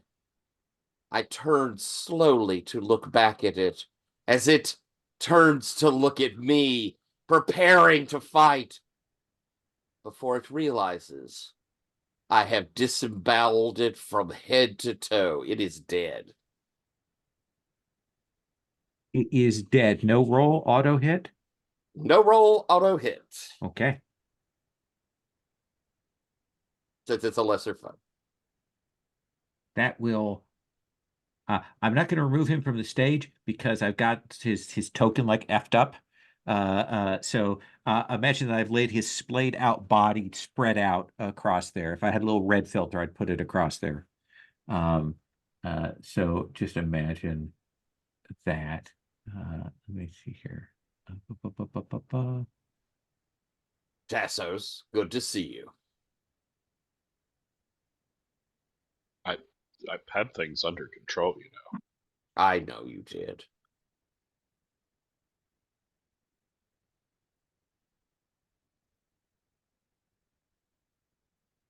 Well, now I see you too.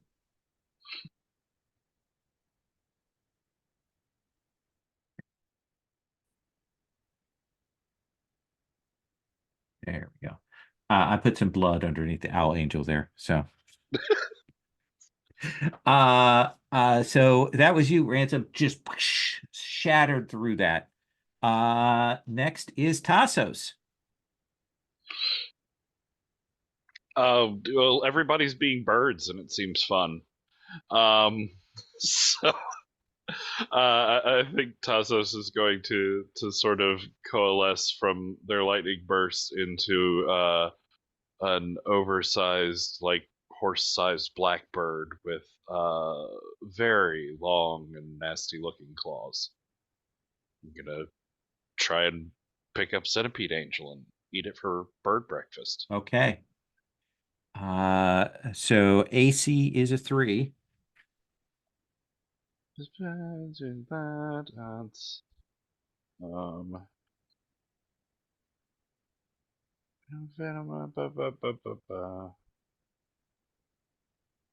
Are these lesser foes?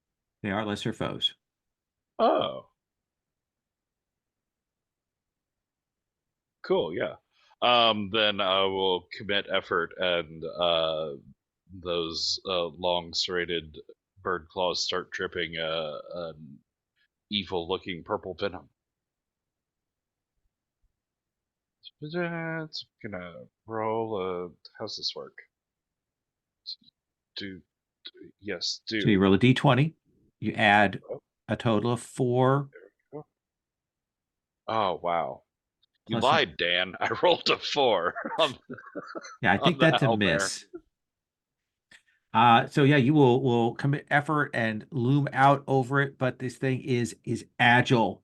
Like what do we see? What does your miss look like when you don't connect there with that?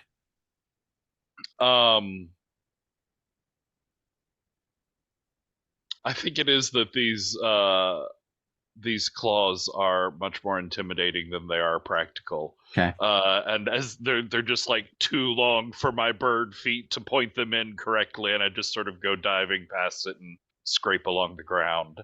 Perfect. You still get to roll a fray die, and then I'm going to have Tyler roll his fray die. Okay, you get one more chance, owlbear. Do a thing. That's a 3. That was worse. So that is a point. So that, and then Tyler, roll your fray die. And should I roll one for our assassin? Yes. Okay, so 2 8s. Roll them Rolling separately. a 4 and a 2. Okay.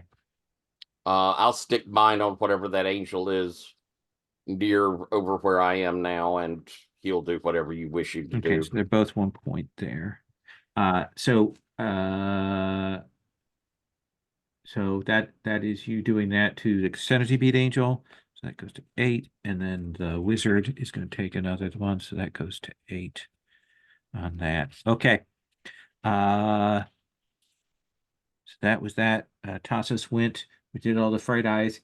Bad people go. Let's see here. Leave that there. Centipede angel there. Archangel over here. Let's see. Avedra did that thing there. Not happy about that. All right. Let's start with that. So that'll be another point off mob C. And we are going to roll for that.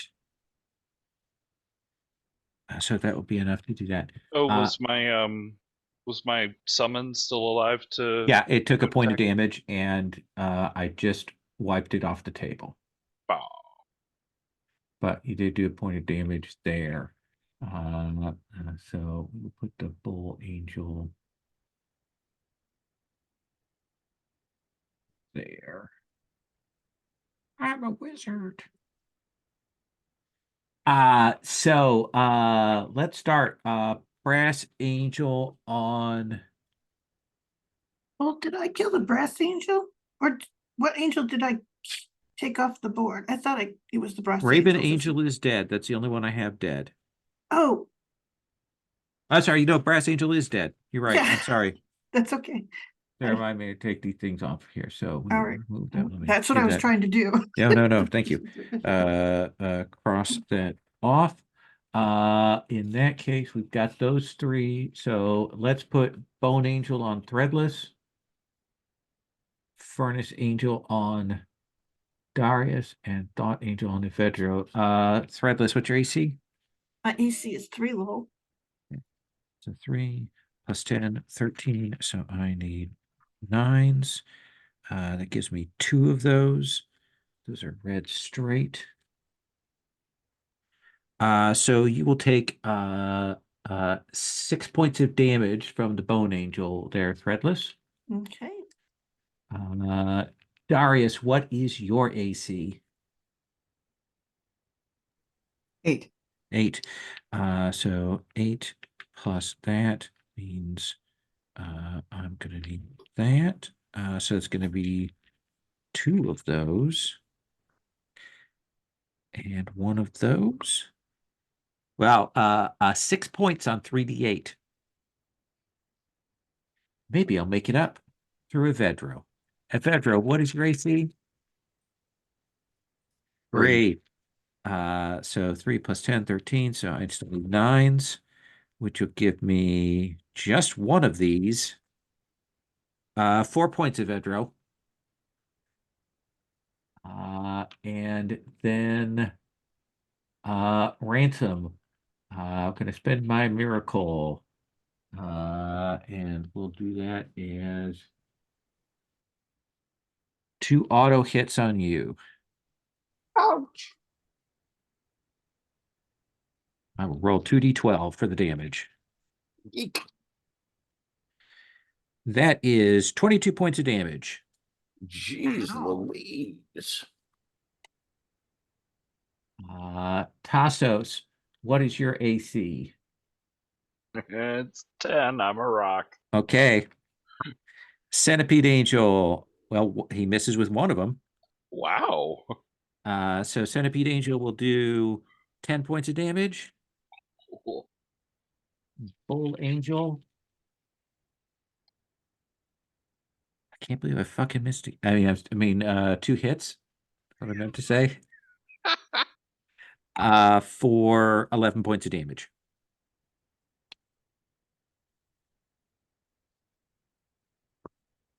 Essentially, there's this sinuous centipede angel that is reaching around, kind of keeping up with your shifting body and grabbing on and holding you, and this bull angel that is battering on you. Ransom, when that ex-archangel went, he just fired off 2 lances of divine energy that cut through you. I look very badly hurt. Yeah. But you also have several healers in the group, so I'm not going to worry about it. I have no pity. Especially get you poor owl angel spread out across the thing like you hit a hard window. Oh, threadless. Start of the next round. I guess I will do the second spring because I don't think that my beloved Captain Ransom will make it through another round unless I do. So it's all allies in sight are refreshed, regaining vigor as if well fed and rested, and healing 1d6 points of damage plus the Godbound's level. So you get at least Everybody to 7. roll a d6 plus 7. And then you don't have to commit effort in order to benefit from this blessing, which is usually the price for healing. And then I'm going to fire. Okay. Is this like, is the bone guy almost down, or The bone guy has taken 2 points out of 10. and then how about thought and furnace? Both. Thought has taken 2 points. Furnace has taken nothing. Jeez. Okay.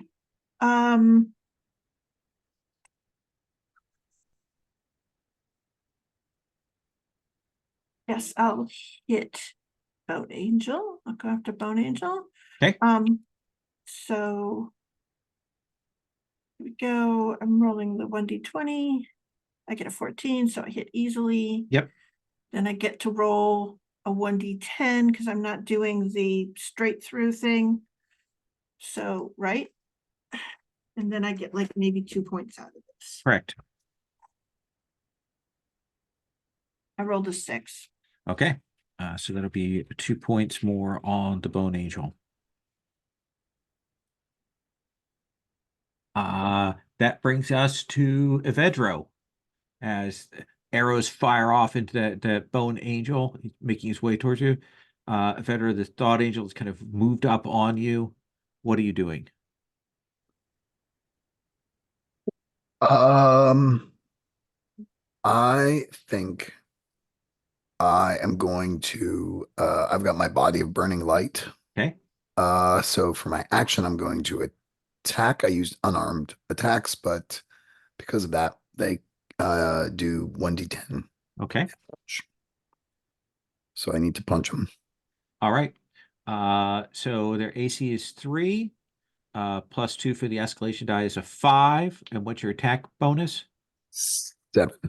7. So total of 12 there. So roll and add 12.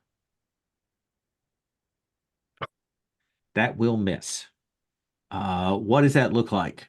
Not attractive. I think it I'm gonna make it out because this is one of my son words that I was moving too fast and I was moving too fast for the angel of thought.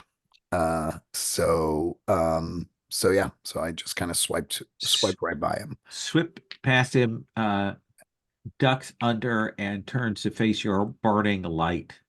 Yeah. That. Oh, I get some free die. No, I don't. Yes, I do. Yes, you get a frey die, and then we're going to come to Avedra's frey die. Sorry. That's quite all right. So a D8. And then I guess one for unsawing as well then. Yep. So mine's a 5 So that's that. and his is a ouch. Sorry. A 4. 4. Okay. That. All right. 2. Okay. I need to go back to the other shitty roller. It is You up got and my down. hopes up with this thing, and it's evil. Darius. Yeah. Which of the angels is least hurt? Which of the angels is least hurt? Right now, that is Furnace, Centipede, Exarch are the ones that have been untouched so far. I'm sorry, Okay, Furnace and Exarch. Centipede has been hurt. Okay. Well, I would like to sicken the furnace angel. Okay. Which means they get a They get a save, yes. which There it they is. do not make. So Furnace Angel, like the other one, we see that body shrink, and probably we see like fire and molten stuff pour out from this, from the gaps in the armor, from the furnace, and it takes half its hit points. Cool. So it has taken 5 out of 10. Then we come to Ransom. All right. So Furnace is off the field, No, Furnace is down to half. Furnaces. down to half. Okay. And everybody's been hurt at this point except Exarch. Everybody except Exarch. I'll have to turn to He is Exarch soon. not a lesser foe, by the way. I think you Right. probably Yeah, I'll have already to guessed turn to that. him eventually. But clearing out people so my allies can go after him is probably better than me trying to take him on by myself right now. So let's finish somebody off.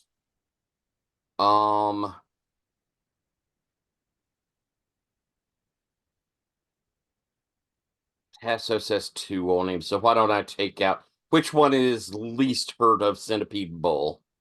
Centipede. Let's take him out as I rush forward, and I'll pull my my glowing scimitar that I got, or a cutlass that I got from the temple when we went up to the elevated plane of the gods, and we all got a thing from it. I'll have pulled it out, and as I move through, I slice cleanly through his midsection so that he slides into 2 pieces. Okay. There's I another. spend an effort. Okay. More blood. A lot of blood in that centipede. There we go. Let's see, Frey for me and Frey for my for the assassin. Okay. Frey for let's Roll for you. Rolling for me. 2. 2, so that'll do a point to the bull. And then for the assassin, a 6. a 6. So 2 more on that. So I'm gonna. There are less than half of these wizards left at this point. So one of their tokens there. And Tasos. Well, I mean, I was gonna eat that centipede angel, but fine or whatever. I guess I'll attack the bull angel. Okay. AC is 3. Escalation I is 2, so a 5 for the AC, actually. Don't know what that means. You roll your... I rolled a 12. What's your attack bonus? 8. You hit! Yay! Roll your damage. He needs to roll a thingy. Oh shoot, there's so many powers. A hardiness save. Okay. What is the effect if he makes it? Or not makes it? Failed it. If he doesn't make it, he dies. He will make that. Does he take damage on a success? And my damage was 7. 7. So he will take 2. He is down below half there. Staggered, as we say in 13th Age. What did that look like? Like, what happened there? I think I've given up on the claws for a moment, but everything is dangerous on the Tasos bird, and so he begins stabbing at the bull angel with his wickedly serrated beak. Okay. Excellent. Oh, and Fray die? Fray die is a 2. So another point off of this bull angel. Okay. Bad people. Wizards on Tasos. They roll +4. There are 2 of them. What is your AC is a 10, right? Terrible, it's a 10. 10, okay. It's a 14, so I need 7s. So one of those will hit, and you will take 6, 8, 2 points of damage from the wizards. And then the bull guy roaring at you. Will hit with all of those for 10 points of damage. Ooh. He batters you with those great fists. Thought Angel is going to let loose with psychic damage at you, Evedro.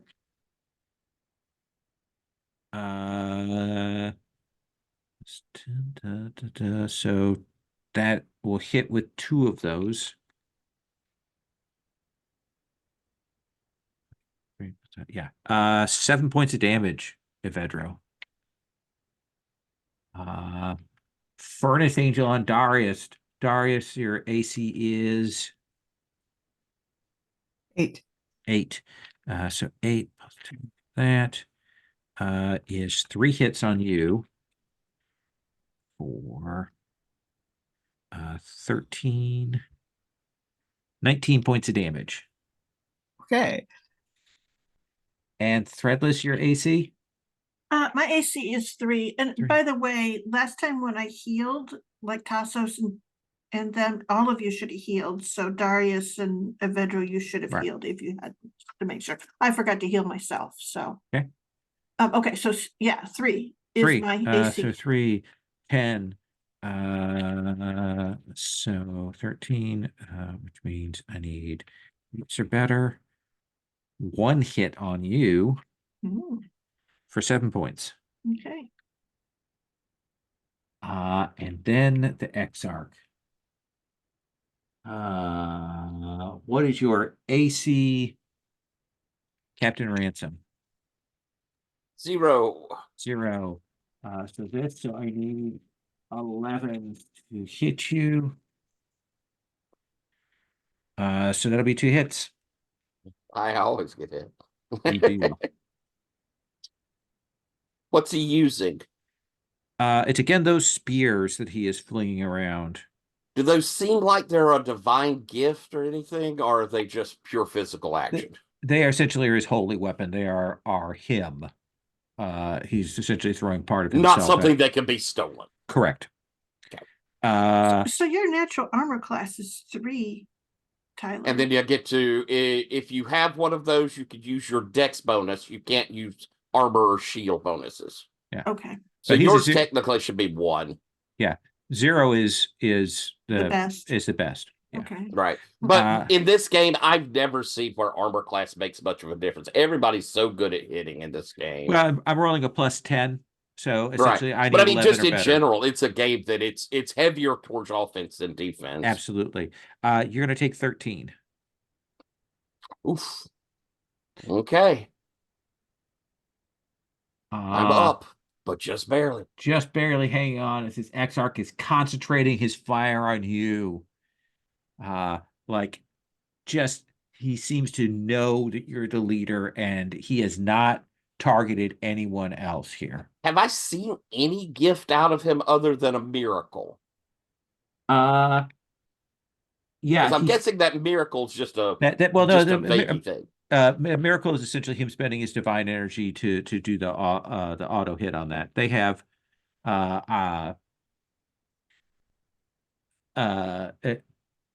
it's essentially that the effect they have. I roll for what they do, and mostly it's offense. They do have some like spending for invincible defense and things. Which would but be I haven't a seen gift. that yet. Right. Let's come back around to Threadless.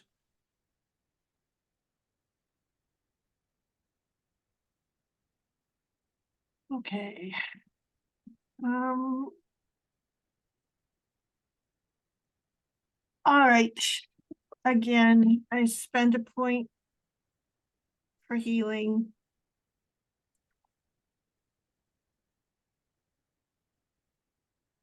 So everybody may roll a d6 +7 for heals. Take me back up to 40. And then I can attack, I believe. Oh no, it's an action. Right. Shoot. So that's what I do. Okay. Fray die, I guess, from Fray die, from unsonning. Unsonning in yourself. Okay. So 2d8.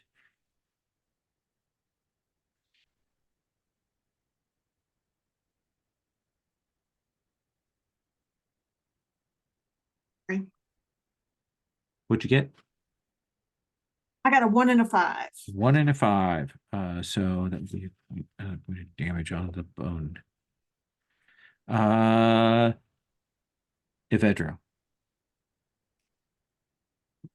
I can use my smite again. Yes, you can.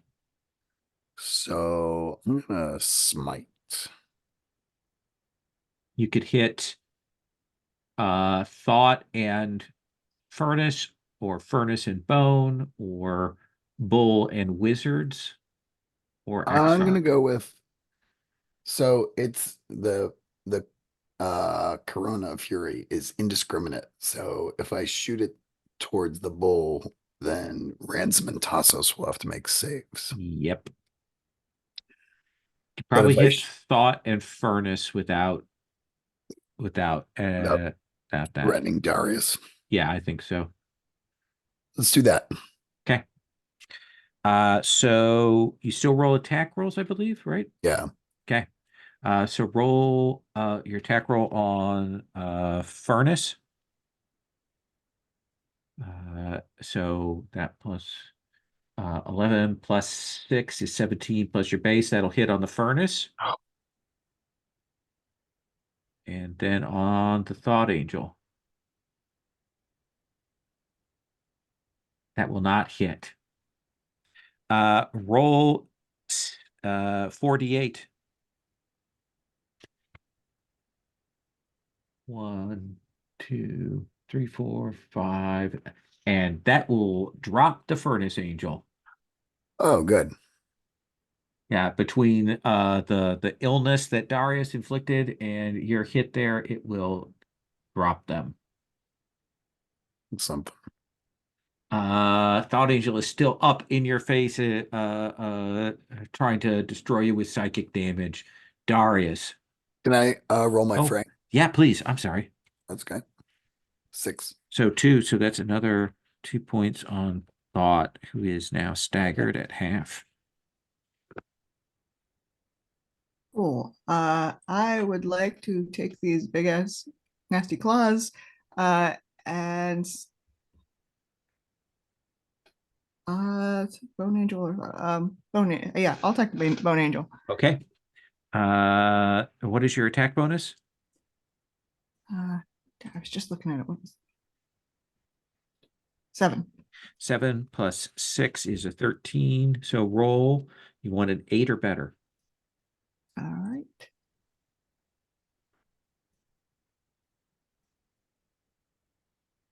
That will hit. Cool. And that's a D10, I believe, for those claws. Yep. Okay. Roll that D10. 3. 3. Another point of damage onto them. It is barely holding its bony angelness together there. Tyler. All right. Well, I'm running out of oomph, so I've got to take it to the big guy if I'm going to Okay. get something good off. So I'm going to rise up and streak towards him. Okay. Will I have time to get height to launch on him, or is that too much? I think that's fine. Yeah, I mean you're super fast. Okay. So I will unleash I'll commit effort. Okay. There we go. To unleash my talented beak as I come shrieking down. And I think we see my hands extended. We're all getting claws into these big raptor talons. And it's an automatic hit. Okay. Thank goodness. Can you add a smite to an attack? Is that how that works? No, the attack itself has to be called a smite attack. Okay, so divine wrath would be used as its own thing. Yes, exactly. Yes. Okay. So let's do this attack since I'm getting the auto hit. That's a good idea. Okay. I get to roll my damage, and I get to roll it twice. Okay. So I believe you're D10s with these claws, right? yes, I believe so. Yes. So I'm going to just put 2d10 in and take the higher. A 10. A 10, so that's 4. And then I guess my fray die. Oh, do you roll 2d10, take the highest, or do you get to I take the highest. Okay. So 4, and then you get your fray die. And I'll roll mine, and then I'll roll the assassin's. Okay. Mine is a 7. Okay, so another 2, so that's 6 points. And his is a 2. A 2, so another point there. So they are at that. I'm going to pull another one of these things off, since they're down to their last third. Do that. And Tasos.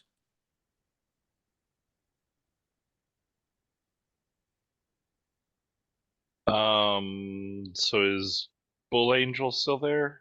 Bull Angel is still there, on his last legs. Then yes, I would like to attack him more. Okay. AC is 3. Escalation die is 3. So we're at 6. What's your attack bonus? There is 8. 8. So yes. 14. So you need a 7 or better.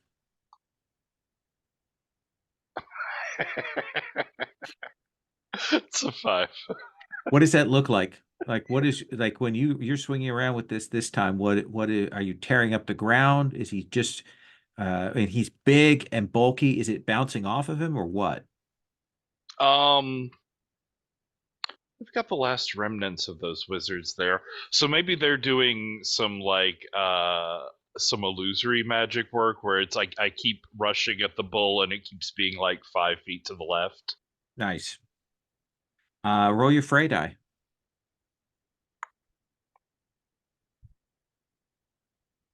Do a 1. This owlbear does not like you, apparently. No, we're not getting along. Let us come to then. That's the end of that round. So we're going to come to the bad guys. Wizards. One will hit on you for 1 point of damage, Tasos. And then the bull. I will miss with one of those for 6 points of damage. Oh, just a reasonable amount for Yeah. once. Let's see here. The Thought Angel on you, Evedro.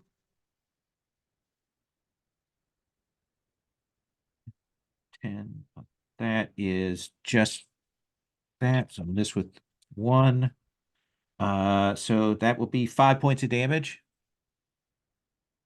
And Threadless. AC is 3.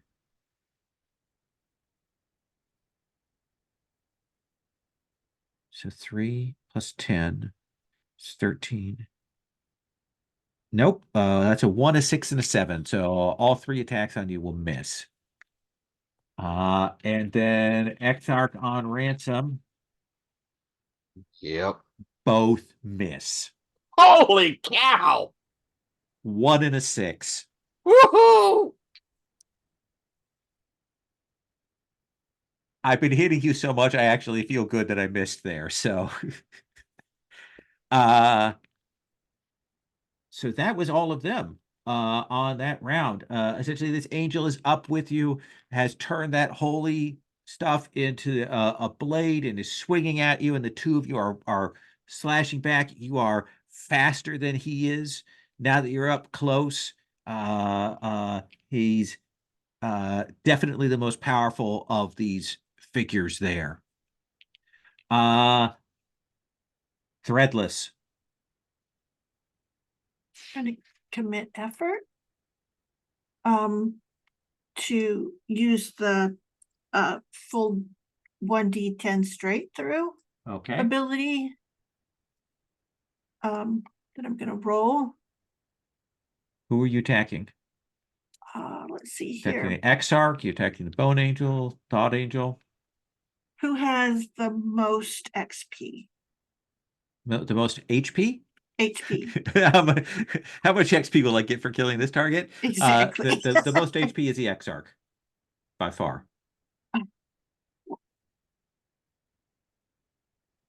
Okay. I am going to hit that one because Okay. the 3 of us back here are not in any danger. Right. So AC for you, because of your effect, is a 9. okay. So what do I need to hit them? Roll a 9 plus your attack bonus plus 5. Plus 5. So 14 plus your attack bonus. So don't roll a 1. I didn't. I rolled a 2. Okay. Damn you! So go ahead and roll me a d10. Okay. This is where I could use a good roll, dice roller.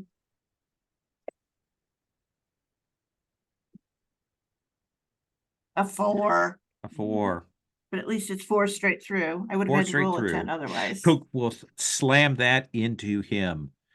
2 fray dice. 2 fray dice. Okay.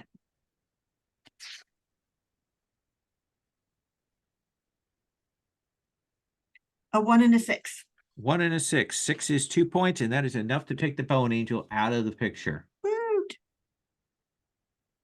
I'm running out of angels here real fast, guys. Just telling That's what we want to hear. you. Evedro. I think I'm going to attack the Exarch. Okay. And actually, I have this great word or this great gift Uh-huh. called Excision of Understanding, Okay. where this may actually cross our mind control line, but I can erase a visible target's knowledge of a language, an intellectual skill, or a particular topic or event. And I'm trying to decide, is there anything interesting I can erase from the Exarchs? I think because of the mind control thing, I think that does reach over into that territory that they have immunity to. Okay. Not because of our veil, but because of their Because of their special ability for that. special ability. All right. Hang on. Just see. All right, I think I'm just gonna punch him. Okay. Do you want to do a miracle? Don't forget, you can always spend effort, burn through that to do extra stuff. That's interesting. Um,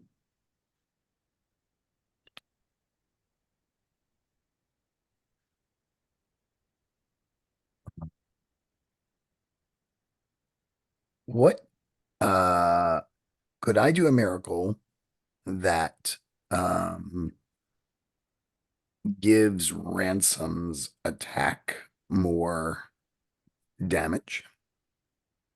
Interesting. Well, let's look at the effects. One of the things you can do, you can hurt one target. You could, I would say that you could potentially tell me how you do it, do a miracle that he could roll his damage die straight. Does that seem like a Yeah. reasonable thing? Yeah. Tell I me mean, how I- you do it. I mean, I think the miracle is I imbue his attacks with the burning power of the sun. So that whatever bit of sun I have in me, I pass to my old friend Ransom. At Ransom, you'll feel that energy flow from Evedro to you. You know you can hit hard if you can land that blow. And it's your action. I'll do it to you, and then we'll come back to Darius, because I just like to jump that sequence there. Okay. Don't forget the fray die for Evedro. Oh, Evedro, afraid Oh, I. veteran. I was just getting it locked and loaded. If I could fray this thought angel, I will sleep well tonight. Oh, Was that a 1? it was a 1. Okay. I got Will Wheaton energy here on my die rolls. Tyler, All right. do you have an auto hit power you want to spend on?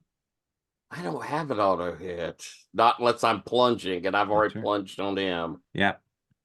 And I can't steal his auto hit because that's an action and still get an attack. So I Right. don't have the actions to do that. If I did a smite, that probably is not going to go That's straight. not I gonna be still red have an straight. effort, so if you fail, I can All give right. you a reroll. Let's All have right, you then roll. What's your let's, attack bonus? My attack bonus, we're going with my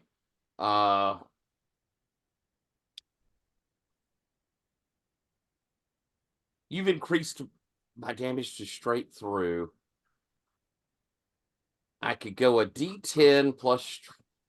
Are we supposed to be adding strength to damage? Yeah, you're supposed to be No, adding the stat yeah. to the damage roll. Oh, I haven't been doing much of that anyway, so that really hadn't been a thing, I don't suppose. But I should have. I have a D8 plus 1, or I have a D6 plus 3. And I hit better with that D6 plus 3. Let's go with that. Okay. I think this will be cool because we've never really seen me do this much. Okay. I reach into my coat and I pull out my flintlock pistol, aimed right at this thing's head. Fire as it goes off. There's this gout of flame and light as it is empowered by Avedro as it slams forward to try and hit this thing. Okay. So I'm plus 10 on the roll. It's the first time I'm having to roll. I don't know at this point what I need to roll, but I rolled a 10. So with the escalation die and the armor, which would be 7 plus 10 plus 10 is 27, so that will hit. So roll me a Alright. d6. 5 plus So 3 is 8 points straight through. This thing rocks back from that hit, staggers back. You Thank you, see Avedro. it looking up like this might be the time for it to go, kind of thing. Darius. Is it intending to flee? It Because might try to get out of here. do we want it to? I think not. Okay. Cool. Oh, and Frey dice, but go ahead, you go, Darius. No, go ahead. This is not Let's have you roll your fray die first, because Yeah. it won't affect him. Okay. Frey die, mine, 8. So And that's 2 points. Frey die from our assassin friend, 6. 6 is 2. We're going to pull both the bowl and the wizards off the table. Darius, what are you going to do?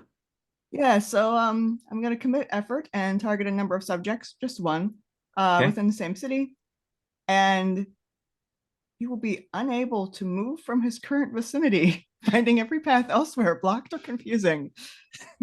Is that action or on turn? That's action. Okay. Worthy foes can make an evasion save. Oh, but a 3 does not make an evasion save, even though he has a save of 4+. So he'll be frozen in place. Tasos. That's embarrassing because he's a thought angel. Or the Exarch is The Oh, Exarch, the Exarch. Oh, okay. Tasos. I was gonna eat that bowl. There's an Exarch there. Hit the Exarch instead, or the Thought Angel. No, I think I'm going to go flying across and rake with uncannily perfect accuracy on that. Oh no, the Exarch is standing still. No, the Thought Angel. I'm going after the Thought Angel. Okay. I thought for sure you'd finish off the big bad. My poison won't work against him, whereas I could just kill this guy maybe if I could hit him. Ooh, that's a 14. So that will hit. Hardiness save. Okay. They have saves of 10+. I rolled a 20. So they will resist that makes that. it somehow. Yes. Yes. 4 + 1, 5 for damage. 5 for damage. So still up. We'll put you over by him. Bad guys. You've rushed over to the Thought Angel. He will swing at you since you are right in his area.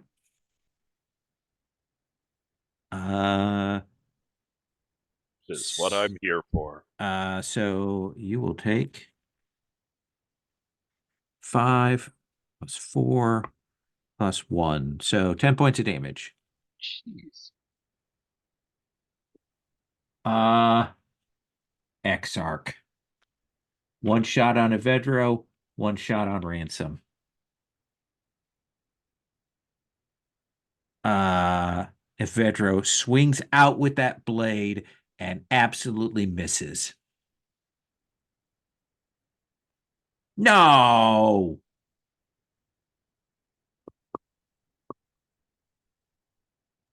What? I can't spend for a reroll. That's not a miracle in my purview. So he will swing, divides his attention. Evedro, Ransom, you two are up by him. Tell me what the two of you do. He is on his last hit point. tell me what the two of you do to finish him off. Like, what do we see happen there? Think of Vedro. I think as we see him swinging wildly, I've moved up and drawn his attention high Hmm. as I look down towards my friend. And while he's distracted, does he have a source of power or something that is the equivalent of his heart or something like that? Yeah, I think you could see the burning angelic soul engine inside of him. And I just reach in and touch it, and you see a brilliant spark of light. Crackle will see his energy disrupted as you slam down into him, Ransom. And as he shatters, we'll see that last standing angel will explode there, and we'll kind of hear the sound of the building kind of starting to do the classic shaking.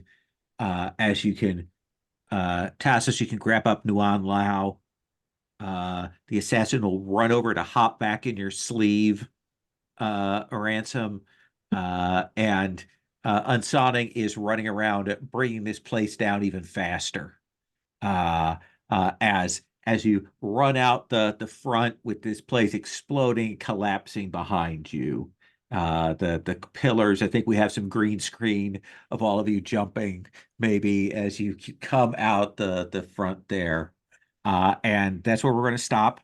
We'll take up in the aftermath of that next time as time switches back to normal rate and the angels are destroyed. We are at a late hour, so we're not going to do stars and wishes right now. Except I'm going to say I had a super good time running this, and I appreciate everybody. It's our first fight with this. It felt dangerous. It's always a hard challenge for me to put like a good challenge for all of you. But you gave me the sense that I was hurting you. And even if that was a little bit of a play act, it was great. And so I felt good about that. Yeah, we'll talk about things beginning of next session. I am going to stop the recording here.